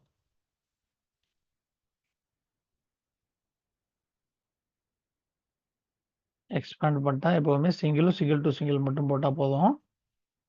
சிங்கிள் 28, சிங்கிள் டு சிங்கிள் 19 வரும். 19 38. இப்போ அந்த கோல் யாரு? மணவாளனே அந்த கோல். மணவாளனே அந்த கோல். அந்த கோல் எல்லா சர்ப்பங்களையும் விழுங்கினதைப் போல மணவாளன் கிறிஸ்து மரத்திலே தொங்கி, மரத்திலே தூக்கப்பட்டு நமக்காக தொங்கி, நமக்காக சாபமாகி எல்லா பாவங்களையும் விழுங்கினார். அதுதான் சத்தியம். நல்லா புரிஞ்சுக்கொள்ளுங்க. மோசேயினுடைய கோல் எல்லா சர்ப்பங்களையும் விழுங்கினதைப் போல இந்த கோல் உண்மையிலே என்ன மீனிங், என்ன அதில் இருக்கிற சத்தியம்னா, மணவாளன் தான் அந்த கோல். அந்த கோல் சிலுவையிலே உயர்த்தப்பட்டு எல்லா நம்முடைய பாவங்களையும் சிலுவையிலே விழுங்கினார். அந்த சர்ப்பங்களை எல்லாம் ஒரு கோல் விழுங்கினதைப் போல நம்முடைய பாவங்கள் எல்லாம் இந்த ஒரே மணவாளன் அவர் எல்லாவற்றையும் விழுங்குறார். நம்முடைய பாவங்களை விழுங்கினார். அதுதான் சத்தியம்.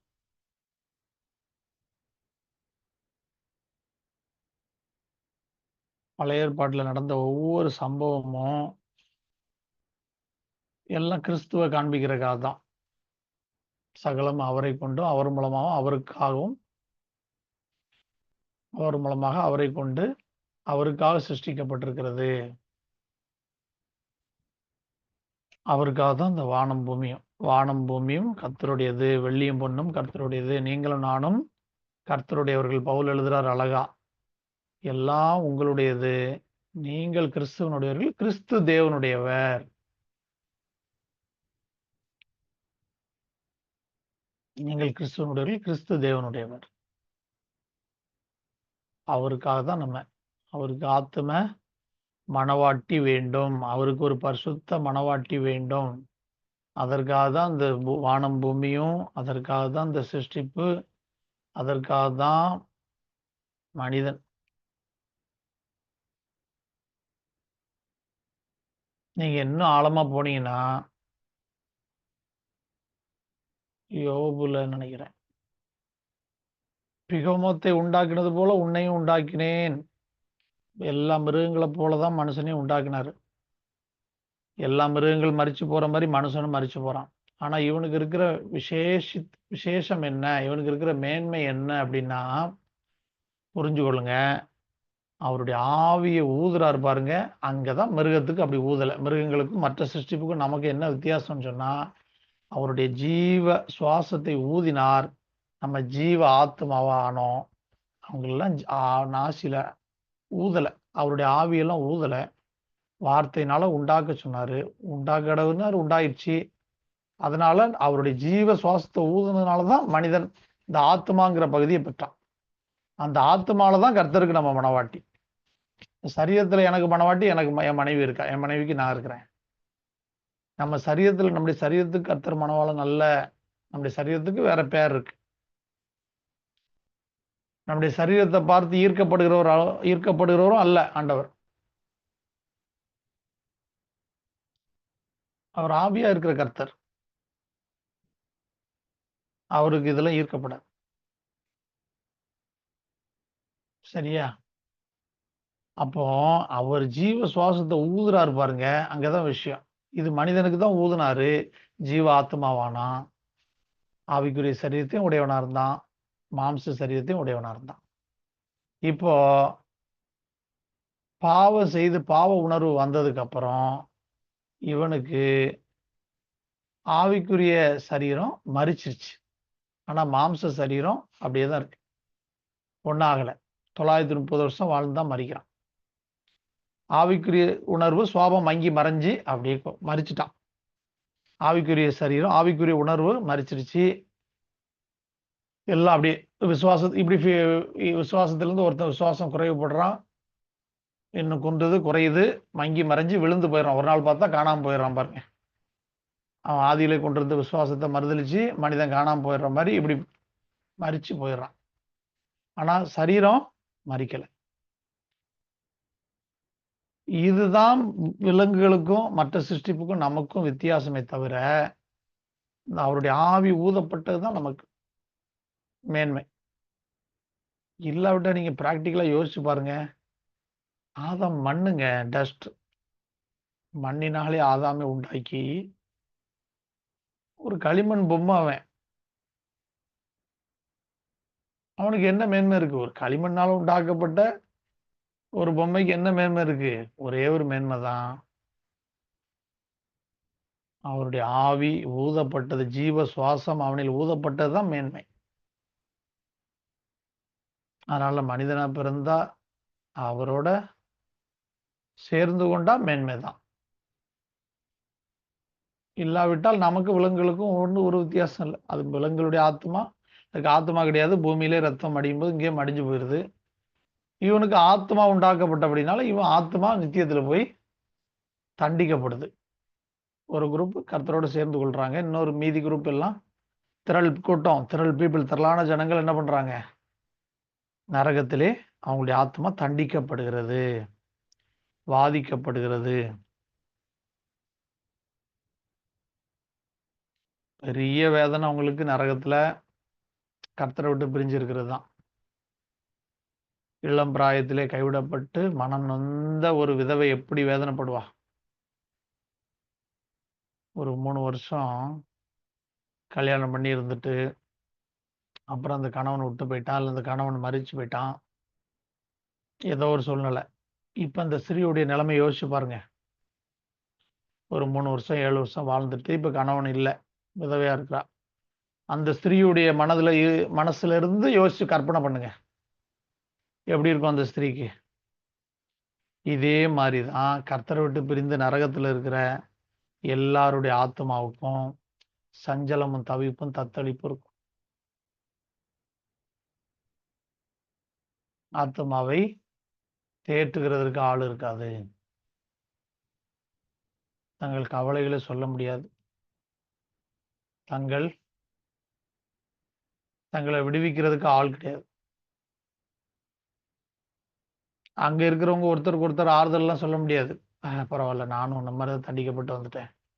பரவால்ல, பரவால்ல, பரவால்ல அப்படிலாம் சொல்ல முடியாது. சாத்தானும் one of the main accused. அவன் 1ஆம் நம்பர் குற்றவாளி. அவனும் அங்க தண்டிக்கப்பட்டு இருப்பான். அவனும் யாருக்கும் சொல்ல முடியாது. ஒருத்தருக்கு ஒருத்தர் அங்க ஆறுதல் படுத்தலாம் முடியாது. அப்ப புரிஞ்சு கொள்ளணும், மனிதனுக்கு என்னதான் மேன்மை? கர்த்தர் தன்னுடைய ஜீவ ஆவியை ஊதினது தான் மேன்மை. அதனாலதான் கர்த்தருக்கு முன்பாக எப்பவுமே மேட்டிமை சிந்தையா இருந்தா அவருக்கு பிடிக்கவே பிடிக்காது. அந்த சுவாபம் மட்டும் என்னைக்குமே வரக்கூடாது.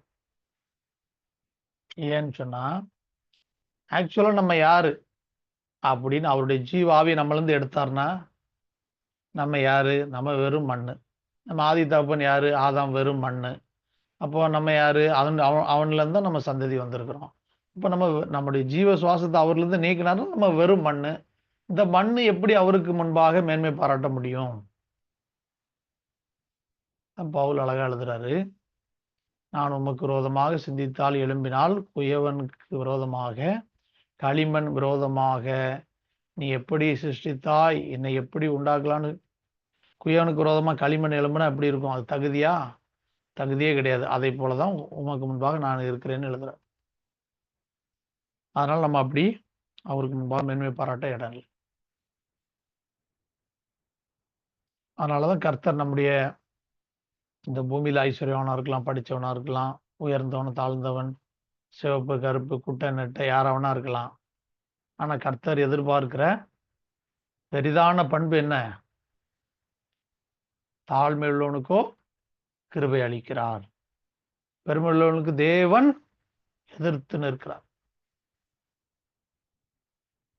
பெருமை வந்துருச்சுன்னா கர்த்தர் தான் நமக்கு முதல் எதிரி.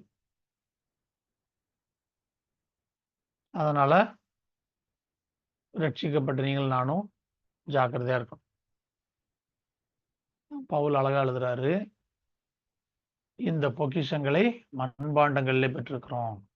இந்த மண்பாண்டத்துக்கு மேன்மை பாராட்ட ஒண்ணும் இல்லை. இந்த பாண்டங்களுக்குள்ள ஒரு பொக்கிஷம் இருக்கு. மகத்துவம் உள்ள கர்த்தராகிய இயேசு கிறிஸ்துவனுடைய நற்செய்தி சுவிசேஷம். இந்த நற்செய்தி சுவிசேஷத்தை பெற்றிருக்கிற மண்பாண்டங்கள் தான் நாங்க. நீங்கள் நான் யாரு? கர்த்தராகிய இயேசு கிறிஸ்து விலையேறப்பட்ட ஆவிக்குரிய பொக்கிஷத்தை, அவருடைய ரட்சிப்பு என்று சொல்லக்கூடிய நற்செய்தியை பெற்றிருக்கிற மண்பாண்டம் தான் நீங்களும் நானும். அதனால கர்த்தர் கிருபை கொடுத்து கொஞ்சம் வளர்ந்த உடனே, கொஞ்சம் வசன அறிவு வந்த உடனே, அடடடடா அப்படின்னு கொஞ்சம் காலரை தூக்குனோம்னா கர்த்தர் தான் முதலாவது எதிர்க்க ஆரம்பிப்பார். அவர் எதிர்க்க ஆரம்பிச்சாருன்னா அவரை எதிர்த்து தோற்கடிக்கிறதுக்கு வானத்திலும் பூமியிலும் எங்கேயுமே ஆள் கிடையாது. அப்ப நம்முடைய நிலைமை நம்மளே யோசிக்க வேண்டியதுதான். சரி, அதனால கிளியரா புரிஞ்சு கொள்ளணும். அந்த கோல் எல்லா சர்ப்பங்களையும் விழுங்கினதை போல மணவாளன் எல்லா பாவங்களையும் சிலுவையில் நம்முடைய சாபங்களை ஏற்றுக்கொண்டு என்ன பண்ணார்? எல்லா பாவங்களையும் விழுங்கினார். அதனால தான் புதிய ஏற்பாட்டில் சொல்லப்பட்டிருக்கு, கர்த்தராகிய இயேசு கிறிஸ்துவின் இரத்தம் சகல பாவங்களை நீக்கி நம்மை சுத்திகரிக்கும். இப்போ இந்த எக்ஸ்பேண்டுக்கு சொன்னல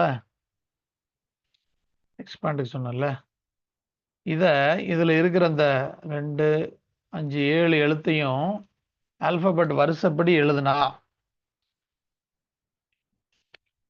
எப்படி வரும்னு எழுதுங்க பார்ப்போம். இந்த 7 எழுத்தையும் ஃபர்ஸ்ட் லெட்டர்லேருந்து எழுதணும். இந்த 7 எழுத்துல ஃபர்ஸ்ட் லெட்டர் எது? ஆலஃப். இப்போ ஆலஃபை ஃபஸ்ட்டு போடுங்க. அடுத்து ரெண்டாவது எது வரும்? ஹே. அது ரெண்டாவது வரும். ஹே போடுங்க. அடுத்து டேத்து வரும். 9வது எழுத்து வரும். அடுத்து யோது வரும். அடுத்து மெம் வரும். கடைசியா டவ் வரும். இது நம்ம புரிஞ்சு கொள்றதுக்காக தான் இந்த கோல்ங்கிற வார்த்தையை எக்ஸ்பேண்ட் பண்ணியிருக்கிறோம். 3 வார்த்தை 7 எழுத்து வந்துச்சா? இந்த 7 எழுத்தை வரிசைப்படுத்தினீங்கன்னா ஆல்பபெட் பிரகாரம் ஆலஃப், பெத், கிமல், டாலத் அப்படி வரிசை 22 எழுத்துக்கள் இருக்கு இல்லையா? அந்த எழுத்து எந்த எழுத்து முதல்ல வரும் அப்படின்னு வரிசை பிரகாரம் வரிசைப்படுத்தினீங்கன்னா ஆலஃப், ஹே, டேத், யோத், மெம், டவுன்னு வரும்.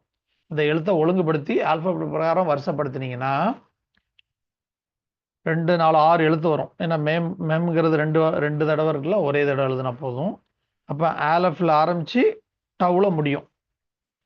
அப்போ இந்த கோல் யாரு? ஆலஃப் அண்ட் டவ் தான் கோல். எழுதிக்கிங்க. அப்படி வரிசைப்படுத்தி எழுதிக்கிங்க. இந்த 7 எழுத்தையும் வரிசைப்படுத்தி ஆல்பபெட் பிரகாரம் எழுதுனீங்கன்னா ஆலஃபில் ஆரம்பித்து டவ்வில் முடியும். அது அந்த A4 ஷீட்டில் இருக்கும். ரெண்டும் ஹைலைட் பண்ணி காமிச்சிருக்கும். பார்க்கும்போது உங்களுக்கு புரியும். அப்போ இந்த கோல் யாரு? மணவாளன் தான் அந்த கோல். வார்த்தையாகி தேவன் தான் அந்த கோல். ஆலஃபண்ட் டவ் தான் அந்த கோல்னு எழுதிக்க.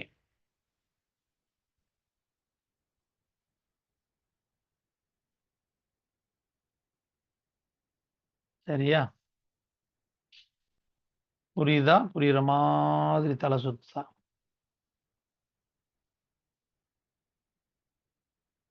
புரியலன்னா கேளுங்க, மறுபடியும் சொல்றேன். அதுல ஒன்றும் பிரச்சனை இல்லை. ஓகேவா? நெக்ஸ்ட் போலாமா?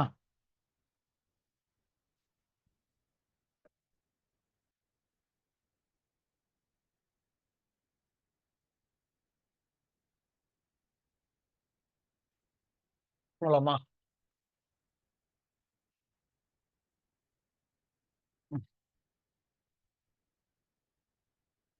சொல்லுங்க. டீச்சர் சொல்ற மாதிரி சே எஸ் ஆர் நோ.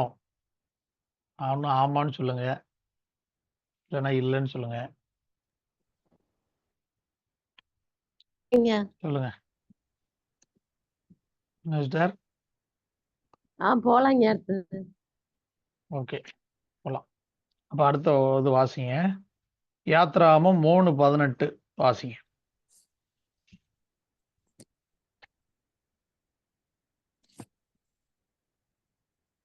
அவர்கள் உன் வாக்குக்கு செவி கொடுப்பார்கள். அப்பொழுது நீயும் இஸ்ரவேலின் மூப்பரும் எகிப்தின் ராஜாவினிடத்தில் போய், எபிரேயருடைய தேவனாகிய கர்த்தர் எங்களை சந்தித்தார். இப்பொழுதும் நாங்கள் வனாந்திரத்தில் 3 நாள் பிரயாணம் போய் எங்கள் தேவனாகிய கர்த்தருக்கு பலியிடும்படி எங்களை போகவிட வேண்டும் என்று சொல்லுங்கள். ஆமென். இதுல இருக்கிற அந்த எபிரேயருடைய தேவனாகிய கர்த்தர் எங்களை சந்தித்தார் அப்படிங்கிறது தான் A4 ஷீட்ல கொடுத்துருக்குறேன். A4 ஷீட்ல இருக்கிற 3 வார்த்தை இருக்கும். யாத்ரா 3:18 3 வார்த்தை இருக்கும். எத்தனை எழுத்துன்னு சொல்லிடுறேன். அதை நீங்க ஹோம்ஒர்க்கா ஒர்க் அவுட் பண்ணி பார்த்துக்கங்க. 14 எழுத்து. இந்த எபிரேயர்களின் தேவனாகிய கர்த்தருங்கிறது 3 வார்த்தை, 14 எழுத்து. யாவே, எலோஹி,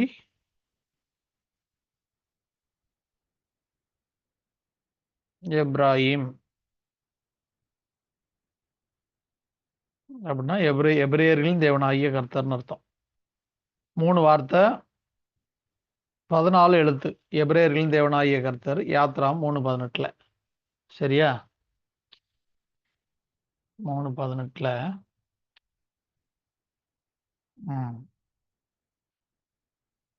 3 வார்த்தை, 14 எழுத்து. அடுத்து யாத்ராமம் 6:2 வாசிங்க. இல்ல வெயிட். யாத்ராமம் 5:1.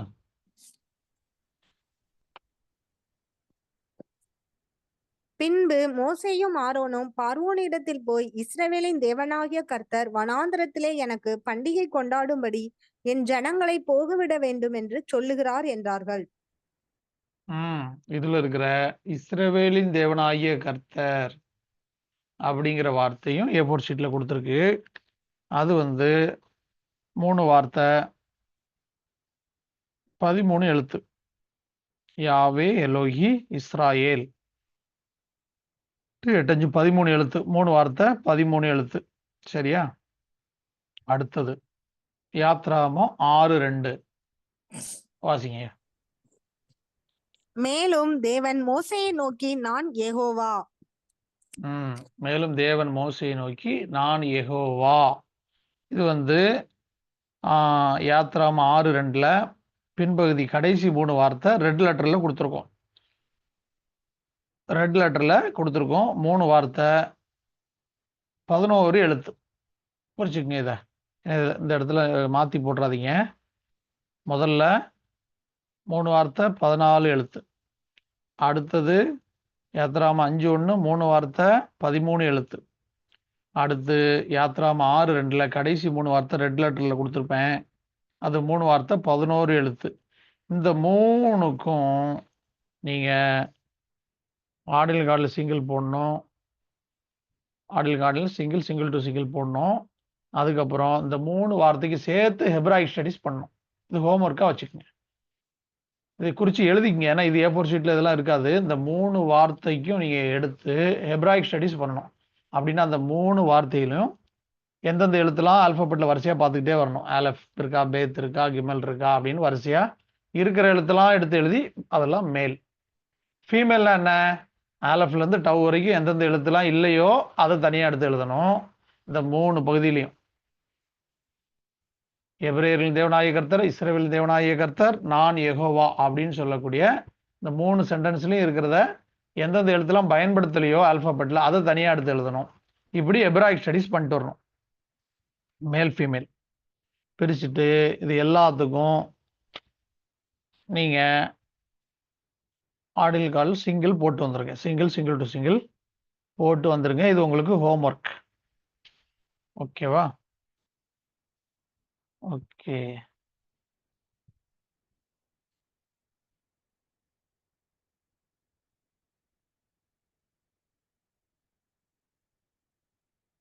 உங்களுக்கு ஹோம்ஒர்க். இப்போ யாத்ராமம் 6ஆம் அதிகாரம் 6-7 வாசி. யாத்ராமம் 6வது அதிகாரம் 6-7 வாசி.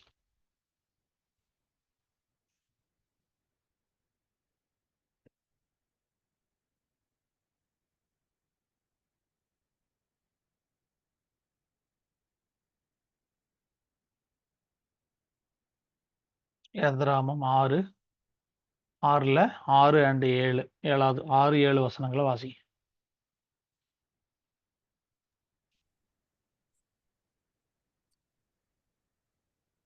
ஆதலால் இஸ்ரவேல் புத்திரரை நோக்கி, நானே கர்த்தர். உங்கள் மேல் எகிப்தியர் சுமத்தின சுமைகளை நீக்கி நான் உங்களை விடுவித்து உங்களை அவர்கள் அடிமைத்தனத்திற்கு நீங்களாக்கி ஓங்கிய கையினாலும் மகா தண்டனைகளினாலும் உங்களை மீட்டு உங்களை எனக்கு ஜனங்களாக சேர்த்து கொண்டு உங்களுக்கு தேவனாயிருப்பேன்.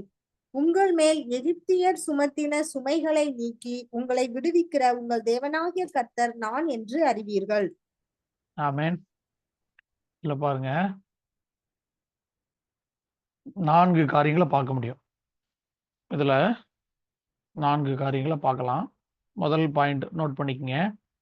உங்கள் மேல் எகிப்தியர் சுமத்தின சுமைகளை நீக்கி நான் உங்களை விடுவித்து. அதுதான் முதல் பாயிண்ட். உங்கள் மேல் எகிப்தியர் சுமத்தின சுமைகளை நீக்கி நான் உங்களை விடுவித்து. அதுதான் முதல் பாயிண்ட். அடுத்த பாயிண்ட், உங்களை அவர்கள் அடிமைத்தனத்திற்கு நீங்களாக்கி. 2வது பாயிண்ட் உங்கள் அடிமைத்தனத்திற்கு நீங்களாக்கி. 3வது பாயிண்ட், ஓங்கிய கையினாலும் மகா தண்டனைகளினாலும் உங்களை மீட்டு. இதுதான் 3வது பாயிண்ட். 4வது பாயிண்ட், உங்களை எனக்கு ஜனங்களாக சேர்த்து கொண்டு உங்களுக்கு தேவனாயிருப்பேன். 4 காரியங்களை பார்க்குறோம். 1, எகிப்தியர் சுமத்தின சுமைகளை நீக்கி நான் உங்களை விடுவிக்கிற அனுபவம். சரியா? 2வது, உங்களை அடிமைத்தனத்திற்கு நீங்களாக்கி. 3வது, ஓங்கிய கையினாலும் மகா தண்டனைகளினாலும் உங்களை மீட்டு. அடுத்து 4வது பாயிண்ட், உங்களை எனக்கு ஜனங்களாக சேர்த்து கொண்டு. யூதர்கள் இந்த பஸ்கா பண்டிகைப்ப திராட்சை ரசம் 4 கப்பில் வச்சிருப்பாங்க. நல்ல மனதில் பதிங்க, உள்வாங்க இந்த காரியத்தை. இல்லை கொஞ்சம் கன்ஃபியூஸ் ஆகக்கூடிய இடம், அது கொஞ்சம் கொஞ்சம் எல்லாரும் கவனிங்க. நோட்டில் எழுதுறத கொஞ்சம் முடிச்சுட்டு கவனிங்க. யூதர்கள் பஸ்கா பண்டிகையில் கிரேப் ஜூஸ், திராட்சை ரசம் 4 கப்பில் வச்சு பயன்படுத்துவாங்க. 4 கப்பில் வச்சுருப்பாங்க. அதில் 3 கப்பு குடிச்சிருவாங்க, 1 கப்பை கீழே ஊற்றிடுவாங்க. 3 கப்பு குடிச்சிருவாங்க, 1 கப்பை கீழே ஊற்றிடுவாங்க, குடிக்க மாட்டாங்க. ஏன்னு சொன்னால், இந்த விடுவித்து எகிப்திலிருந்து விடுவித்தது நடந்துருச்சு. விடுவித்து அடிமைத்தனத்திற்கு நீங்களாக்கி இதுவும் நிறைவேறிச்சு. மகா தண்டனைகளால் உங்களை மீட்டு இதுவும் நிறைவேறிச்சு. ஆனால் உங்களை எனக்கு ஜனங்களாக சேர்த்து கொண்டு உங்களுக்கு தேவனாக இருப்பேன்னு நிறைவேறலை. இது எப்போ தான் நிறைவேறுது? ரகசிய வருகையில் தான் நான் உங்களை சேர்த்து கண்டு எனக்கு ஜனங்களாக உங்களை சேர்த்து கொண்டுங்கிறது நிறைவேறுது. அதனால் இயேசு கிறிஸ்து சொல்லியிருக்கிறதுனால அந்த வேத வாக்கியம் நிறைவேறத்தக்கதாக நான் உங்களுடனே கூட இந்த நவமான திராட்சை ரசத்தை என் பிதாவின் வீட்டில் பானம் பண்ணும் அளவும் இனி இதை நான் பானம் பண்ணுவதில் சீசர்களிடத்தில் சொல்லியிருக்கிறபடினால அந்த வார்த்தை நிறைவேறதுக்காகவும் யூதர்கள் 4வது கப்பை குடிக்கிறதுல கீழே ஊற்றிடுறாங்க. ஏன்னு சொன்னால், அந்த 4வது இன்னும் நிறைவேறலை, ஆவிக்குரிய பிரகாரமாக இன்னும் நிறைவேறலை. 3 கப்பு தான் குடிப்பாங்க. சரியா? இது நமக்கு எப்படி பொருந்ததுன்னு பார்த்துருவோம். நமக்கு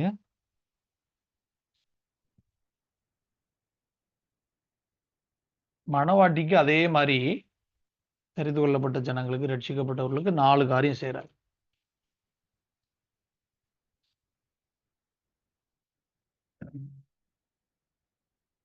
4 காரியம் செய்கிறார். என்னென்னலாம் எழுதிங்க. சாத்தானிடமிருந்து விடுதலை, அவர்களே அடிமைத்தனத்திலிருந்து விடுதலை. நமக்கு சாத்தானிடமிருந்து விடுதலை கொடுக்கிறார். விடுதலை பிராக்கெட்டில் பஸ்கான்னு போட்டுக்கு. மணவாட்டிக்கு 4 காரியம் செய்கிறாரு. 1, சாத்தானிடமிருந்து விடுதலை, அதான் பஸ்கா அனுபவம், நமக்கு பஸ்கா பண்டிகை. அடுத்து நீங்களாக்கி, 2வது காரியம் நீங்களாக்குறாரா? என்ன நீங்களாக்குறாரு? 2வது பாயிண்ட் எழுதிக்கிங்க. அடிமைத்தன சிந்தனையிலிருந்து நீங்களாக்குகிறார். இதற்கு கர்த்தருடைய வார்த்தையை பயன்படுத்துகிறார் விடுவிக்கிறதுக்கு. அடிமைத்தன சிந்தனையிலிருந்து நீங்களாக்கி விடுவிக்கிறதுக்கு கர்த்தருடைய வார்த்தையை யூஸ் பண்ணுகிறார். கர்த்தருடைய வார்த்தைன்னு போட்டுக்குங்க பிராக்கெட்டில். ஃபர்ஸ்ட் சாத்தானிலிருந்து விடுதலை பஸ்கா, அதுக்கு ரத்தம், கர்த்தர் இயேசு கிறிஸ்துவினுடைய ரத்தம் போட்டுக்குங்க பிராக்கெட்டில். அதுக்கு பயன்படுத்துறது ரத்தம், இதுக்கு பயன்படுத்துறது கர்த்தருடைய வார்த்தை. அடுத்தது 3வது காரியம் நமக்கு செய்யறது, அங்க ஓங்கிய கையினாலும் மகா தண்டனைகளினாலும் உங்களை மீட்டுன்னு இருக்கா. நமக்கு உள்ளும் புறம்பும் நம்மை கழுவி சுத்திகரிக்கிறது, திருவிருந்து போட்டுங்க. 3வது பாயிண்ட் நமக்கு உள்ளும் புறம்பும் கழுவி சுத்திகரிக்கிறது, இதுக்கு திருவிருந்தை யூஸ் பண்றார்.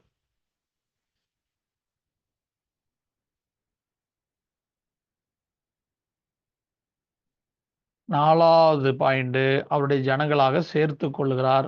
இதுதான் நித்திய ஜீவன் இல்லை நித்திய வாழ்க்கைன்னு போட்டுக்க. இது ரகசிய வருகையில் தான் சேர்ந்து கொள்ள போறோம். அவருடைய ஜனங்களாக சேர்த்து கொள்கிறார் அப்படிங்கிறது நித்திய வாழ்க்கை அல்லது நித்திய ஜீவன், ரகசிய வருகை. எப்படி நாம் உங்களுக்கு புரியுற மாதிரி போட்டுக்க. தண்டனைங்கிறது என்னங்கய்யா? ஓங்கிய கையினாலும் மகா தண்டனைகளினாலும் உங்களை மீட்டுன்னு இதுல இருக்குல்லங்கய்யா. இது நமக்கு வெளிப்புறமா இருக்குங்கய்யா. இதுதான் அதுக்கு என்ன வார்த்தை பயன்படுத்தியிருக்காங்க, அதற்கு என்ன மீனிங் போய் பார்த்தா தான் எக்ஸாக்டா நம்ம டிரான்ஸ்லேட் பண்ணி சொல்ல முடியும். இதுல இருக்கிற மாதிரி பார்த்தா நம்ம லிட்டரலா எகிப்திலே அதை செஞ்சுட்டார். எகிப்துல இருந்து வெளியே வரும்போதே அவங்களுக்கு மகா ஓங்கிய கையினாலும் மகா தண்டனைகள்னாலும் தான். தண்டனைனா இவங்களுக்கு இவங்களுக்கும் தண்டிக்கப்பட்டாங்க. அதாவது கீழ்ப்படியாத எல்லாரும் வனாந்திரத்துல மரிச்சாங்க. அது இவங்களுக்கு வந்த தண்டனை தான். அதுல தப்பினவங்க தான் ஜனங்களா சேர்த்து கொள்றார். சரிங்க. அப்படி எடுத்துக்கலாம். அதாவது நம்ம இதுல இருக்கிற பிரகாரம் எடுக்கணும்னு சொன்னா, இப்போ எகிப்திலிருந்து விடுவிக்கிறாரு. அடிமைத்தனத்துக்கு நீங்களாக்குறாரு. இப்போ வந்தாச்சு. இப்போ ஓங்கிய கையினாலும் மகா தண்டனைகள்னாலும் மீட்டு அப்படின்னா, கீழ்ப்படியாதவர்களே வனாந்திரத்திலே மரித்தார்கள். அதுல ஒரு குரூப் மிஞ்சிச்சு பாருங்க. மீதம் இருந்துச்சு. அவங்கள தான் கானானுக்குள்ள கூட்டு போனார். சரிங்க. அதுதான் அவங்களே உங்களை எனக்கு ஜனங்களாக சேர்த்து கொண்டு உங்களுக்கு தேவனாய் இருப்பேன். அதான் நோக்கம். கானான்ல அவர்களுக்கு தேவனாய் இருப்பேன் அப்படின்னு சொன்னா, அவரை புரிஞ்சு கொண்டு அவருடைய சித்தத்திற்கு யார் கீழ்ப்படிஞ்சு அதுக்கு இசைந்து வர்றாங்களோ அவங்களுக்கு கானானை கூட்டு போவேன் அப்படிங்கிறது. நமக்கு நித்திய வாழ்க்கைக்கு கூட்டு போவேன் அப்படிங்கிறது நமக்கு. நமக்கு வந்து திருவிருந்தில் அவரோடு கூட ஒப்புரவாகி அவரோடு யார் நித்தியத்துல ஒன்றா ஒரே சரீரமா கரையிறதுக்கு யார் ரெடியா இருக்கிறாங்களோ அவங்கள தான் பரமகானான்னு கூட்டு போறார் ரகசிய வருகை. சரிங்க. ஆமா.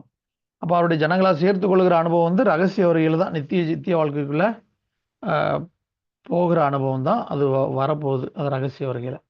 இப்போ முதல் 3 கப்பு யூதர்கள் திருவிருந்துல சாப்பிடுவாங்க. 4வது கப்பை கீழே ஊற்றுவாங்க. முதல் 3 கப்பு திராட்சை ரசத்தை திருவிருந்தப்ப சாப்பிடுறாங்க. 4வது கப்பை ஏன் ஊற்றிடுறாங்கன்னா, தேவனுடைய ஜனங்களை சேர்த்து கொள்கிறது இனி வரப்போகிற காரியமா இருக்கு. அதுக்காக தான். சரியா? இந்த இடம் புரிஞ்சுதா? புரியும். நீங்க தொடர்ந்து கிளாஸ் மிஸ் பண்ணாம அட்டன் பண்ணீங்கன்னா, அந்த இது அந்த உங்களுக்கு இந்த வரிசை பிரகாரம் அப்படியே ஒழுங்கு மாறாம புரியும். நீங்க ரொம்ப கிளாஸ் லீவ் எடுத்துக்கிட்டீங்கன்னா கொஞ்சம் கஷ்டமா இருக்கும். மற்றபடி புரிஞ்சிடும். அதனால கூடுமானம் மட்டும் இதை ரெக்கார்ட் பண்றோம். ஏதோ ஒரு சூழ்நிலையில வர முடியலன்னா அதை பயன்படுத்திக்கங்க கேட்கறதுக்கு.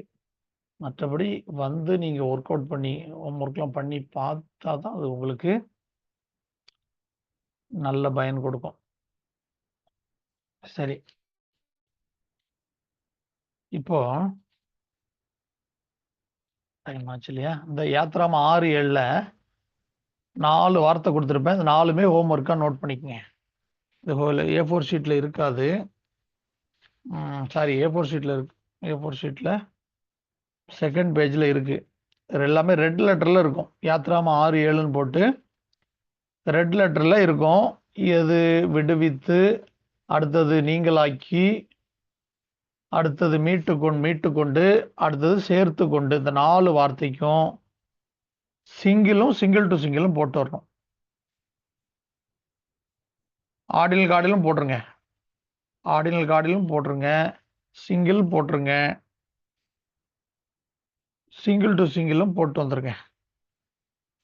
4 வார்த்தைக்கும் போட்டுட்டு மொத்தமா ஆர்டினல் கார்டில் கூட்டிருங்க, சிங்கிள் கூட்டிருங்க, சிங்கிள் டு சிங்கிள் கூட்டிருங்க. இதையும் ஹோம்ஒர்க்கா பண்ணிட்டு வந்துருங்க. யாத்ராம 6ஆம் அதிகாரம் 6:7ல 4 வார்த்தை. நான் உங்களை விடுவித்துங்கிற வார்த்தை, உங்களை மீட்டு, அடுத்து உங்களை நீங்களாக்கி, அதாவது அந்த 3 பதம் பார்த்துட்டோம் இல்லையா? நீங்களாக்கி, 3வது பதம் மீட்டு கொண்டு, 4வது சேர்த்து கொண்டு. இந்த 4க்கும் ஆர்டினல் போட்டுருங்க, சிங்கிள் போட்டுருங்க, சிங்கிள் டு சிங்கிள் போட்டுருங்க. இது ஹோம்ஒர்க்கா பண்ணிட்டு வந்துருங்க. அடுத்தது ஏசாயா 42வது அதிகாரத்துல 4வது வசனம். அதுவும் ஹோம்ஒர்க்கா பண்ணிட்டு வந்துருங்க. அது வாசிங்க. 42:4 வாசிங்க.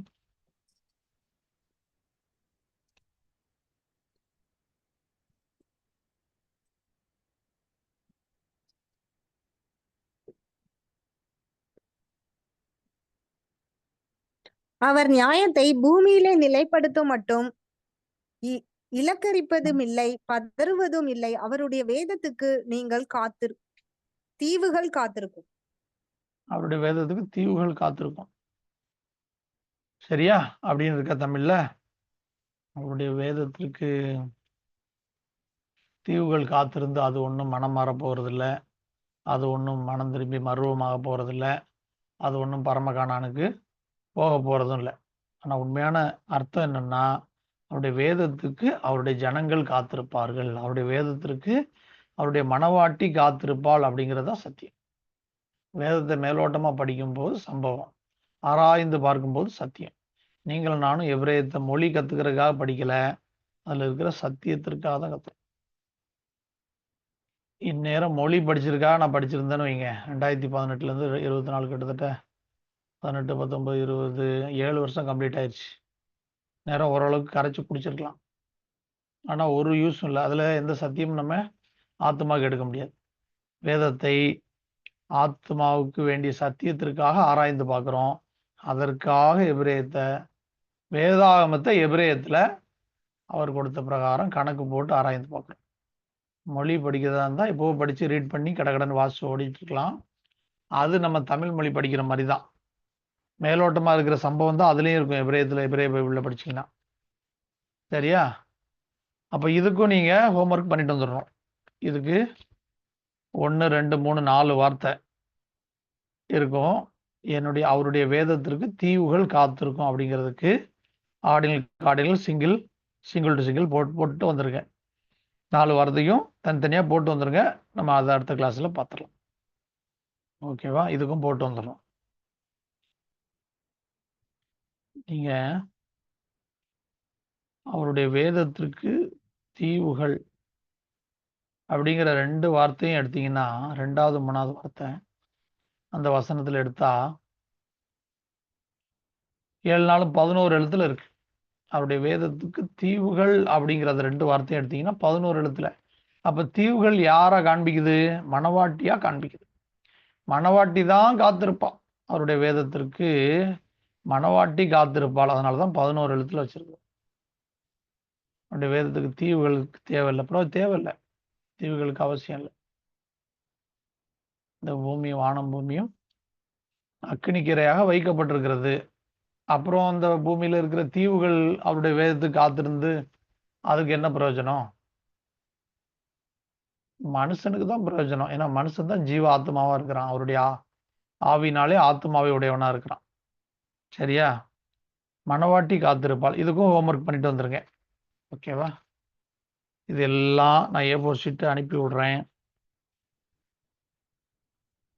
அதை பார்த்து கொஞ்சம் ஹோம்ஒர்க் போட்டு வந்துருங்க. அடுத்த கிளாஸ்ல கொஞ்சம் கோத்ரூ பண்ணிட்டு நம்ம அடுத்ததுக்கு பார்க்கலாம்.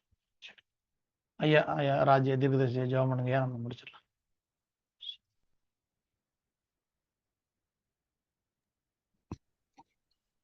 சோதரம் கர்த்தாவே, சோதராஜா, சோதரம் ஆண்டவரே, எங்களை அருமையா நேசின்ற நல்ல பிதாவே, நடவடிக்கைக்காக முத்திக்கிறோம், சோதரிக்கிறோம். ராஜா, இந்த ஆசிரியப்பட்டதான நாளும் ராஜா எவரி மொழியை கற்றுக்கொள்ளும்படியாக ஆம்கத்தை மாற்றாய் ஆசிரியர் பிள்ளைகள் யாவரும் அப்பா கூடி சேர்த்தீரே. ஆம்கத்தை கூடி சேர்க்கப்பட்ட ஒவ்வொரும் அப்பா வந்து எவனுடைய கற்றுக்கொண்டதை அப்பா சோதரன் தாய் மறந்து விடாவடிக்கு முடிவிருந்தும் கர்த்தாவே வைத்துக்கொள்ள உதேசிங்க. ஆம்பு கர்த்தாவே, இது நடத்துறான தாசரை அப்பா இன்னும் எடுத்து பயன்படுத்துங்க. ஆம் ராஜா, இன்னும் மறைவான ரகசியங்களையும் ஆம் கர்த்தாவை பங்கு பங்காக வெளிப்படுத்தி கொடுக்கணும் மாடுறேன். ஆம் கர்த்தாவை இன்னும் ராஜா அவரு கர்த்தாவே 7 வருஷமாக கர்த்தா கற்றுக்கொண்டதை ஆம் கர்த்தாவே இன்னும் கர்த்தா உண்டு ஆண்டுறே. அவையில் எல்லாம் கர்த்தா அந்த நாட்கள்ல ஆம் கர்த்தா அறிவித்து கொடுத்து நாங்கள் யாரும் இன்னும் தெளிவடைய இன்னும் கர்த்தா உங்க பிரிவான பிள்ளைகளாக வளர்ந்து வருக. ஆம் கர்த்தா 1000 வருஷ வருஷத்திலே இவையெல்லாம் பேச கேட்டபடியாக ஞானத்தையும் கிருபையும் தந்து எங்கள் பலப்படுத்துங்கப்பா. எஸ்ரே, இந்த நோக்கத்துக்காக சரவண சபையை உண்மையை சாய்த்த இருந்த நோக்கத்தை நிறைவேற்றி நிற்கமாண்டேன். இதுக்குரிய ஆசிரியத்தை கர்த்தாவே தாசுடைய மனைவி பிள்ளைகள் குடும்பம் யாரும் கர்த்தா அடைந்து கொள்ள அவருடைய கையின் பாசம் ஒளி அனைத்தும் அபரியமாய் ஆசிரியர் அப்பா சோதனை என்றாலும் இந்த விசேஷபுரமாக இந்த யாத்திராமத்தினுடைய காரியமாய் ஆம் கர்த்தாவை பங்கு பங்காக நீ வெளிப்படுத்தீரே. ஆம் கர்த்தாவை காய் கர்த்தா கொடவுடைய சோதரே இஸ்ரவேல் ஜனங்களை காட்டிலும் ஆம் கர்த்தா மேலான சாயத்தை பெற்றுக்கொள்ள ஆம் கர்த்தாவே ராஜா வைத்திருக்கின்ற அதான் முதற்கொண்டு யாக்கோபு வரைக்கும் ஒரு காலம் உண்டும்.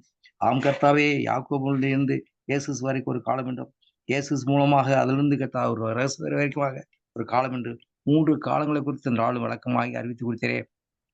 இப்படியா இருக்கிறனாலே ஒரு ரகசிய வரை கண்டு மனவாட்டில் ஆளும் ஆயத்தம் பண்ணது ஆயத்தப்படுத்த ரகசிய தொடர்ந்து வழிநடத்துங்க. ஆம் கர்த்தாவை பங்கு பெற்று ஒவ்வொரையும் ஆவிக்குள்ள அனல் மூட்டி ஆம் கர்த்தாவை மறந்து விடாபடி காத்துக்குள்ள உதவிச்சுங்க. திருவள்ளுவர் நிரப்புங்க. ஆம் கர்த்த மகிமையில முடிச்சு விட்டுங்க, காத்துங்க ஆசிரியா எங்கள் மேற்பசமாய் இயேசு நாமத்தினும் பரிசுத்தமுள்ள மகிமையாவே. ஆமென். ஆமென், ஆமென். பரமண்டலில் இருக்கிற எங்கள் பிதாவே, உம்முடைய நாமம் பரிசுத்தப்படுவதாக, உம்முடைய ராஜ்யம் வருவதாக, உம்முடைய சித்தம் பரம உண்மையிலே செய்யப்படுவதாக. எங்களுக்கு வேண்டிய ஆகாரத்தை நீர் தாரும். எங்கள் கடனாளிகள் நாங்கள் மன்னிக்கிறது போல எங்கள் கடன்கள் மன்னியும். எங்களை சோதனைக்கு பிரவேசிக்க பண்ணாமல் தீமின் ரட்சித்துக் கொள்ளும். ராஜ்யம் வல்லமை மைமையும் என்றென்றைக்கு முடியவில்லை. ஆமேன். என் ஆத்துமாவே கர்த்தரை சோதரி, முழுவதுமே அவருடைய பரிசுத்த நாமத்தை சோதரி. என் ஆத்துமாவே கர்த்தரை சோதரி, கர்த்தர் செய்த சகல உபகாரங்களையும் மறவாதே. ஆமேன். ஆமேன். கலந்து கொண்ட எல்லாருக்கும் அன்பின் வாழ்த்துக்கள். கர்த்தருக்கு மேம்பட்டாகட்டும். சோத்திரம். சோதரையா. சோத்திரம். ஐயா ஸ்தோத்திரங்கய்யா. சோத்திரங்க. சோத்திரங்க சிஸ்டர். சோத்திரம் பிரதர்.